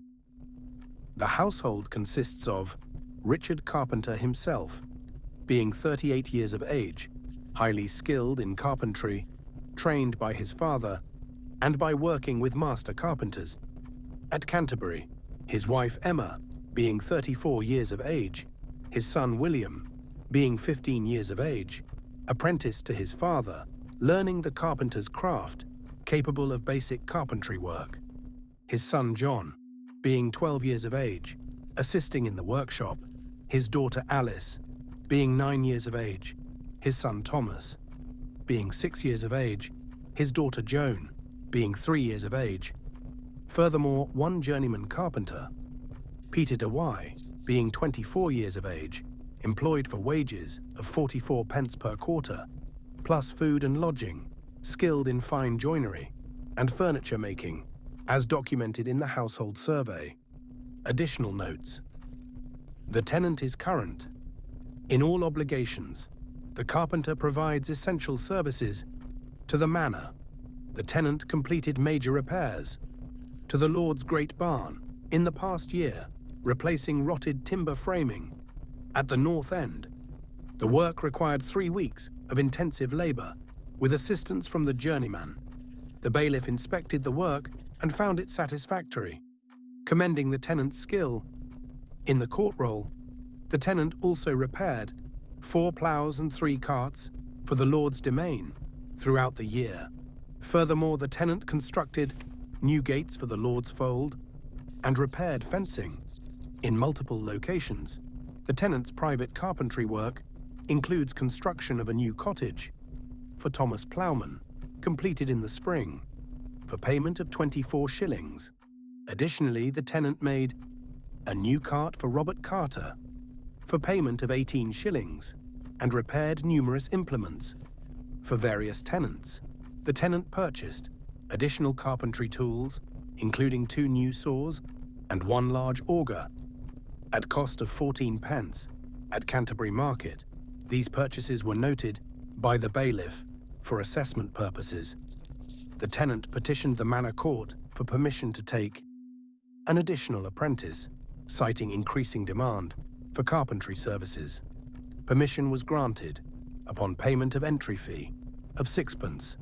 The apprentice, son of John Miller, began training in the month of June of the present year. This indenture was recorded in the court roll of Trinity Term, as maintained in the official records of the Manor of Ashford. Tenant entry the 18th. Name of tenant: Alice de Faversham, widow of Henry de Faversham.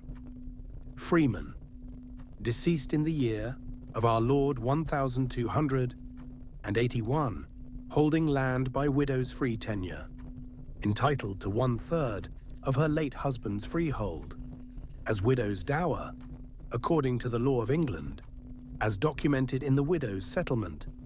Status: freeman's widow, holding land in free tenure, by dower right, subject only to free rent, exempt from all labor services and from villein obligations, maintaining the privileges of her late husband's status as established by common law and recorded in the manor court.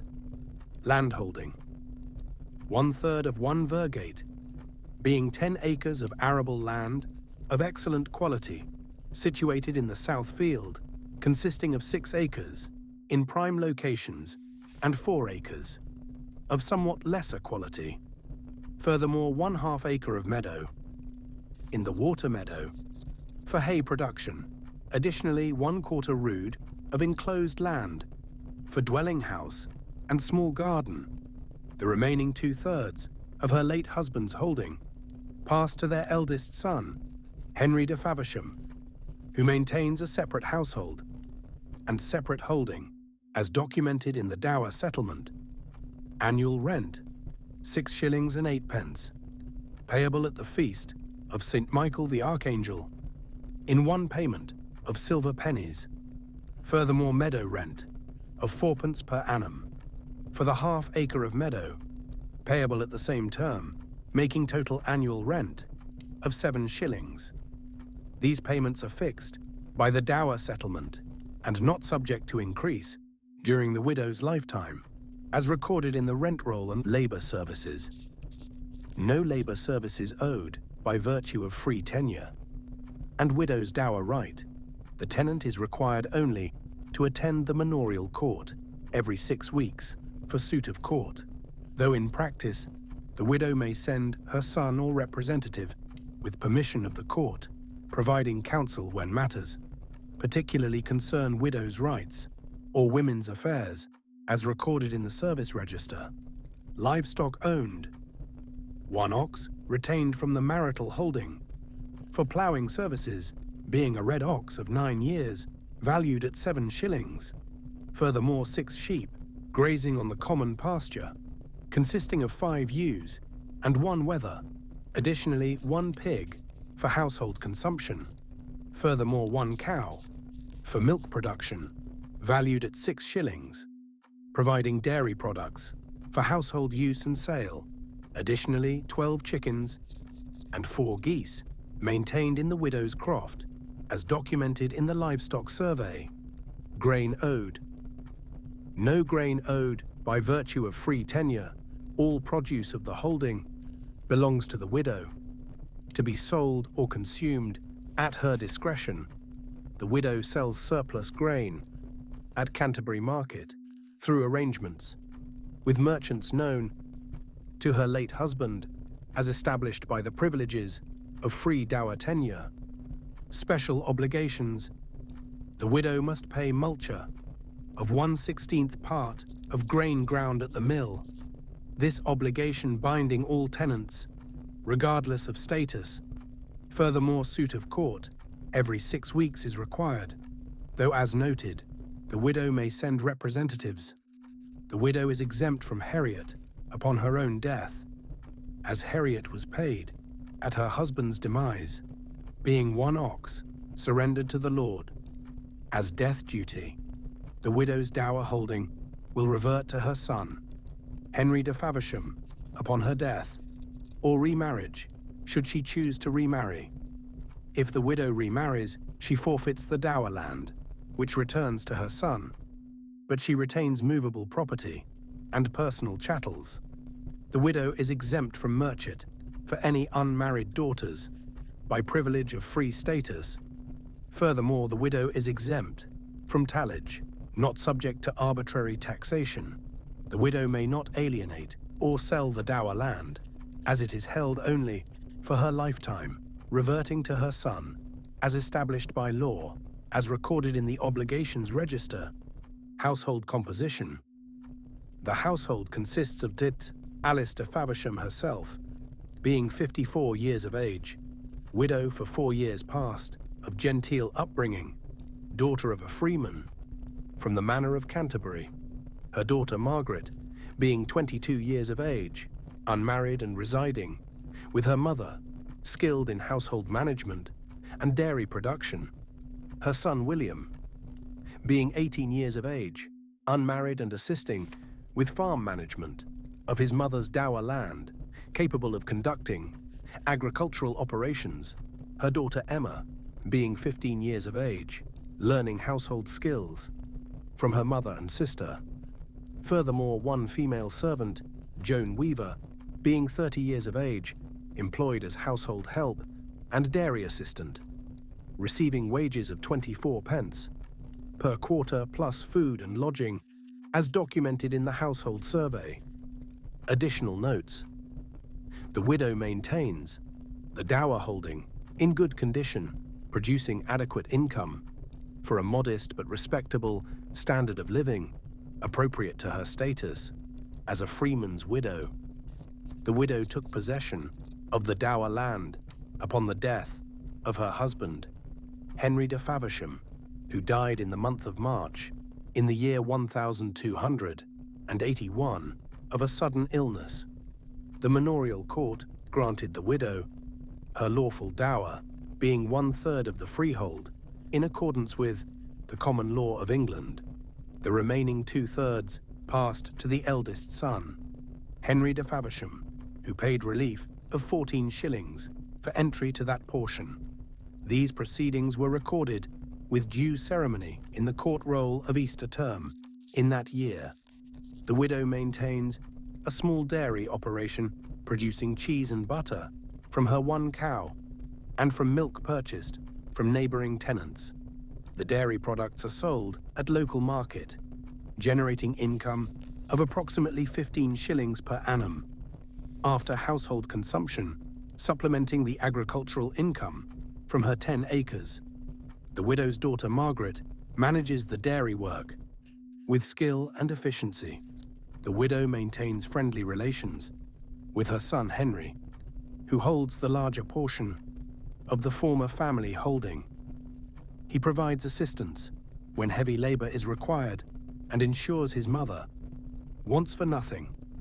In her widowed state, the widow was called upon by the Manor Court in the past year to provide testimony in a dispute concerning a widow's dower rights in a complex case involving another family. Her testimony, based on knowledge of custom and her own experience, was instrumental in resolving the case justly. The court thanked her for her service, and her testimony was recorded in the court roll. The widow petitioned the court for permission to enclose 1/4 rood of land adjacent to her dwelling for an enlarged garden and for keeping bees. Permission was granted upon payment of 6d for the enclosure license. The widow now maintains 3 bee skeps, producing honey and wax for household use and sale. This permission was recorded in the court roll of Trinity term. Furthermore, the widow arranged for her daughter Margaret to be married to Robert de Chatham, freeman and son of a prosperous tenant of the neighboring manor of Chatham. The marriage contract includes a dowry of 40 shillings in silver, plus household linens and other goods, valued at 20 shillings. The marriage is planned for the Feast of All Saints in the present year. These arrangements were noted in the court roll, as maintained in the official records of the Manor of Ashford. Tenant entry the 19th. Name of tenant: Thomas de la Ford, son of Ralph de la Ford, holding land by customary tenure, descended through his family for 4 generations, as documented in the succession records of the manor. Status: Villeyen, holding land in villenage under customary tenure of the manor, subject to all labor services, both week work and boon work, and all customary obligations, as established by ancient practice and recorded in the court rolls. Landholding: 1 virgate of arable land, being 30 acres, distributed in the open fields, according to ancient allocation, consisting of 16 acres in the north field, 10 acres in the south field, and 4 acres in the west field. Furthermore, 1 1/2 acres of meadow land in the water meadow near the river Stour for hay production. Additionally, 1 rood of enclosed croft for dwelling and buildings, as documented in the field survey. Annual rent: 10 shillings, payable at the 4 quarter days, being 2 shillings and 6d at each quarter day, in silver pennies of lawful weight. Furthermore, meadow rent of 6d per annum for the meadow rights, payable at the feast of St. John the Baptist, as established by custom and recorded in the rent roll labor services. 52 days of week work, being 1 day each week, throughout the year, performing agricultural labor on the Lord's domain, as directed by the reeve, including ploughing, harrowing, sowing, weeding, reaping, binding, threshing, and carting. Furthermore, 3 days of boon work at harvest time, with food provided from the Lord's kitchen, being bread, cheese, ale, and pottage. Additionally, ploughing service of 2 acres of the Lord's domain in the spring ploughing season, using the tenant's plough team. Furthermore, carting service of 3 days per annum for transport of grain and wool to Canterbury Market at the bailiff's direction, as recorded in the service register. Livestock owned: 4 oxen for ploughing, being 2 red oxen of 7 and 8 years, 1 black ox of 6 years, and 1 brindled ox of 5 years, valued at 8 shillings each in the official assessment. Furthermore, 18 sheep grazing on the common pasture, consisting of 13 ewes, 4 wethers and 1 ram. Additionally, 4 pigs, being 2 sows, 1 boar and 1 young pig, with rights of pannage, in the Lord's woodland. Furthermore, 1 cow, for household milk production. Additionally, 26 chickens, 6 geese and 4 ducks, maintained in the tenant's croft, as documented in the livestock survey. Grain owed: 3 bushels of wheat of good quality, to be delivered at Michaelmas to the Lord's granary. Furthermore, 4 bushels of barley, delivered at the same term. Additionally, 1½ bushels of oats for the Lord's horses, all grain to be measured by the official bushel of the manor and inspected by the bailiff for quality and proper weight. Any deficiency in measure to be made good at the tenant's expense, as established by manorial custom and recorded in the grain accounts. Special obligations: payment of multure, being 1/16th part of all grain ground at the Lord's mill, where grinding is required by manorial monopoly. Furthermore, suit of court every 3 weeks, attendance being mandatory under penalty of amercement, of 6d per absence. Additionally, bridge silver of 9d per annum for maintenance of the bridge over the River Stour. Furthermore, pannage fees of 1 penny per pig for grazing rights in the Lord's woodland during the season of mast. The tenant is subject to heriot upon death, being the best beast, which would be 1 ox, valued at 8 shillings, to be surrendered to the Lord. Furthermore, the tenant's daughters are subject to merche, a fine of 12d each, payable upon marriage, for permission to marry outside the manor, or 6d for marriage within the manor. Additionally, tallage may be levied at the Lord's will, this tenant being assessed at 2 shillings when tallage is imposed for extraordinary expenses as recorded in the obligations register. Household composition: the household consists of Thomas de la Ford himself, being 48 years of age, experienced in agricultural management, his wife Beatrice, being 44 years of age, his eldest son Ralph, being 24 years of age, married 2 years past, and maintaining his own household. As cottager in the manor, his son Thomas, being 21 years of age, unmarried and residing in the household, capable of performing all labor services, his son Robert, being 18 years of age, similarly able-bodied, his daughter Alice, being 16 years of age, his son William, being 13 years of age, capable of harvest work, his daughter Matilda, being 10 years of age, his son Henry, being 7 years of age, his daughter Joan, being 4 years of age, as documented in the household survey. Additional notes: the tenant is current in all obligations. This is a substantial villein holding. The tenant is among the more prosperous villein tenants in the manor, possessing agricultural equipment, valued at approximately 35 shillings, including 2 ploughs with iron ploughshares, 2 carts with iron fittings, 2 harrows, and various implements.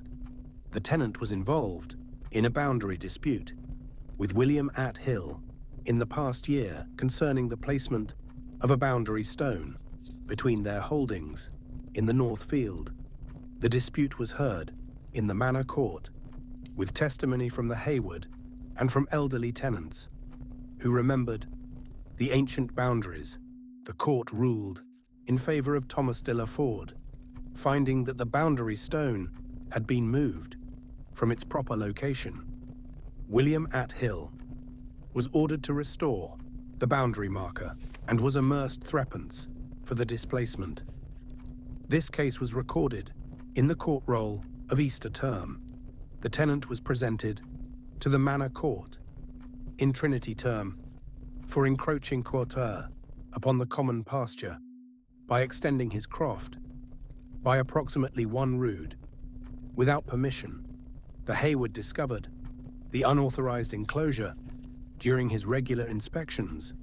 The court ordered restoration of the common land and amerced the tenant 12 pence for the encroachment.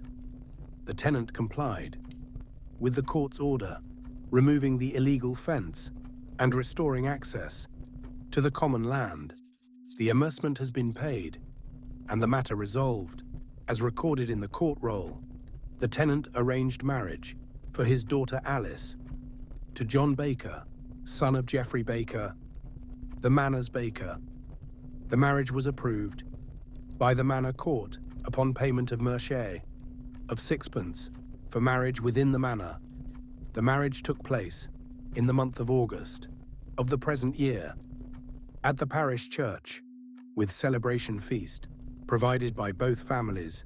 This marriage was recorded in the court roll as maintained in the official records of the Manor of Ashford. Tenant entry the 20th.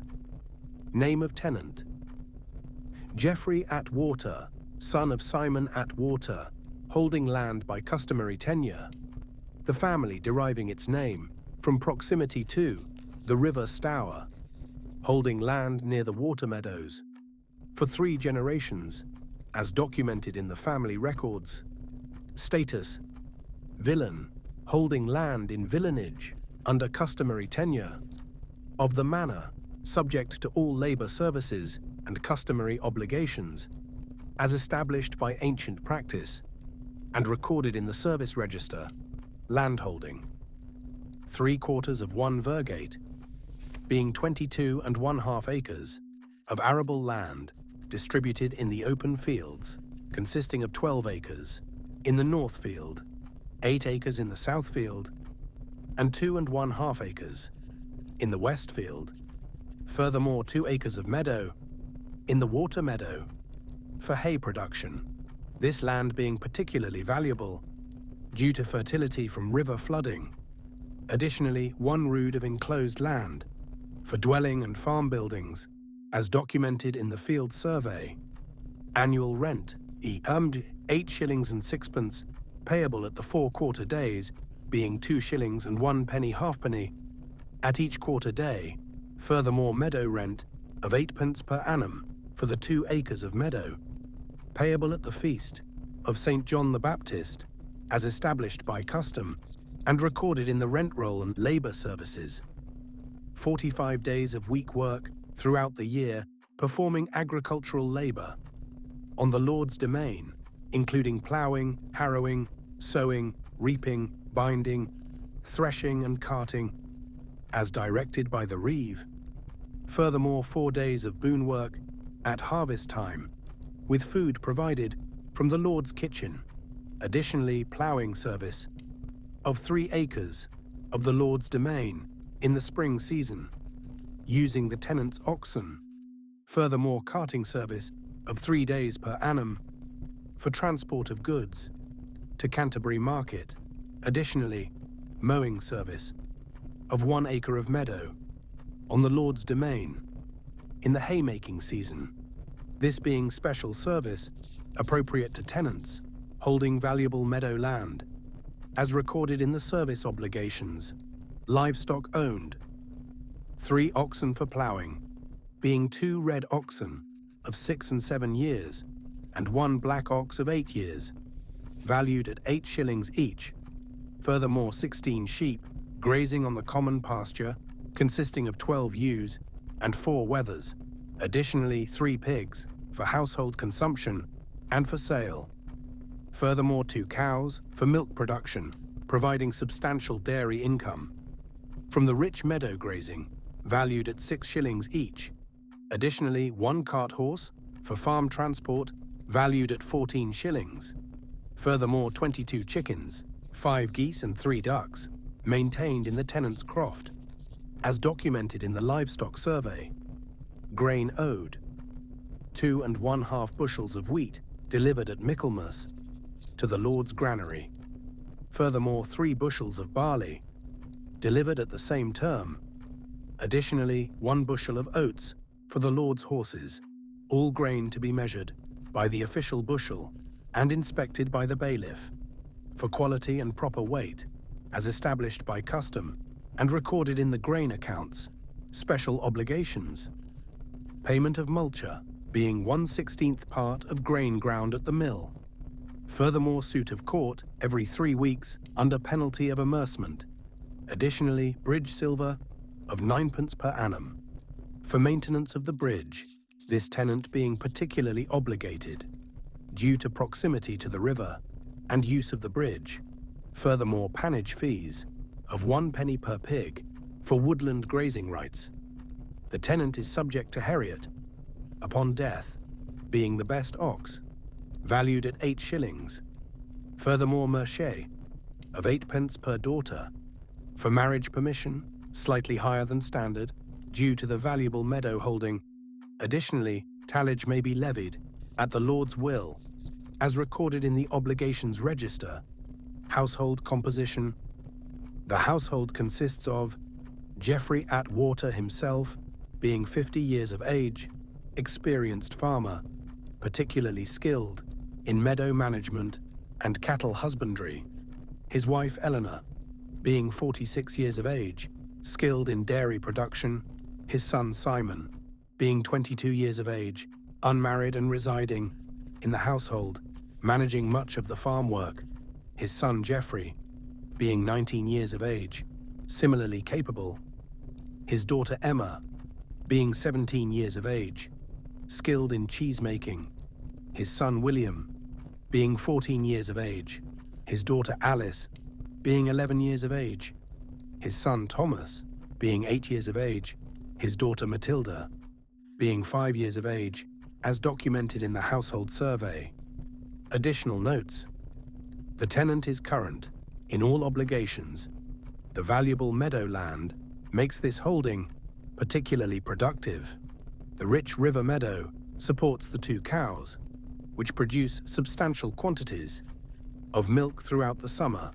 The household produces cheese and butter for sale at Canterbury Market, generating income estimated at 30 shillings per annum after household consumption. This dairy income supplements the grain production, making this tenant relatively prosperous among villein holders. The tenant maintains the meadow land in excellent condition, ensuring proper drainage and preventing erosion along the riverbank. The bailiff has commended the tenant's management of this valuable land. The tenant was granted permission by the manor court to construct a small footbridge across a drainage ditch in the meadow to facilitate access for cattle and for mowing. The bridge was constructed at the tenant's expense of 5 shillings and was inspected by the Hayward and found satisfactory. This permission was recorded in the court roll of Easter term. The tenant serves as pledge for his neighbour, Robert Atwood, in various manor court matters, this being a sign of trust and good reputation. The tenant arranged marriage for his son Simon to Margaret Shepherd, daughter of Richard Shepherd, the manor's under-shepherd. The marriage was approved by the manor court upon payment of merchet of 6 pence. The marriage took place in the month of May of the present year. The young couple will reside with the tenant for at least 2 years before establishing their own household. This arrangement was recorded in the court roll of Trinity term, as maintained in the official records of the Manor of Ashford. Let it be known to all that this completes the full assessment of all 20 principal tenants of the Manor of Ashford in the county of Kent, recorded in the 13th year of the reign of King Edward I, Anno Domini 1285, as compiled by William the Clerk, steward of the manor, acting under the authority of Sir Hugh de Mortimer, Lord of the Manor of Ashford, in accordance with the ancient customs and established practices of the manor as maintained in the manorial court rolls and documented herein for the purpose of revenue collection and the maintenance of good order within the manor as prescribed by feudal law and manorial custom. All rents, services and obligations herein recorded remain in force until altered by competent authority and with proper recording in the official documents of the manor. Furthermore, let it be recorded that the total annual revenue from rents collected from these 50 tenants amounts to £14, 3 shillings and 4pence, payable at the appointed terms throughout the year.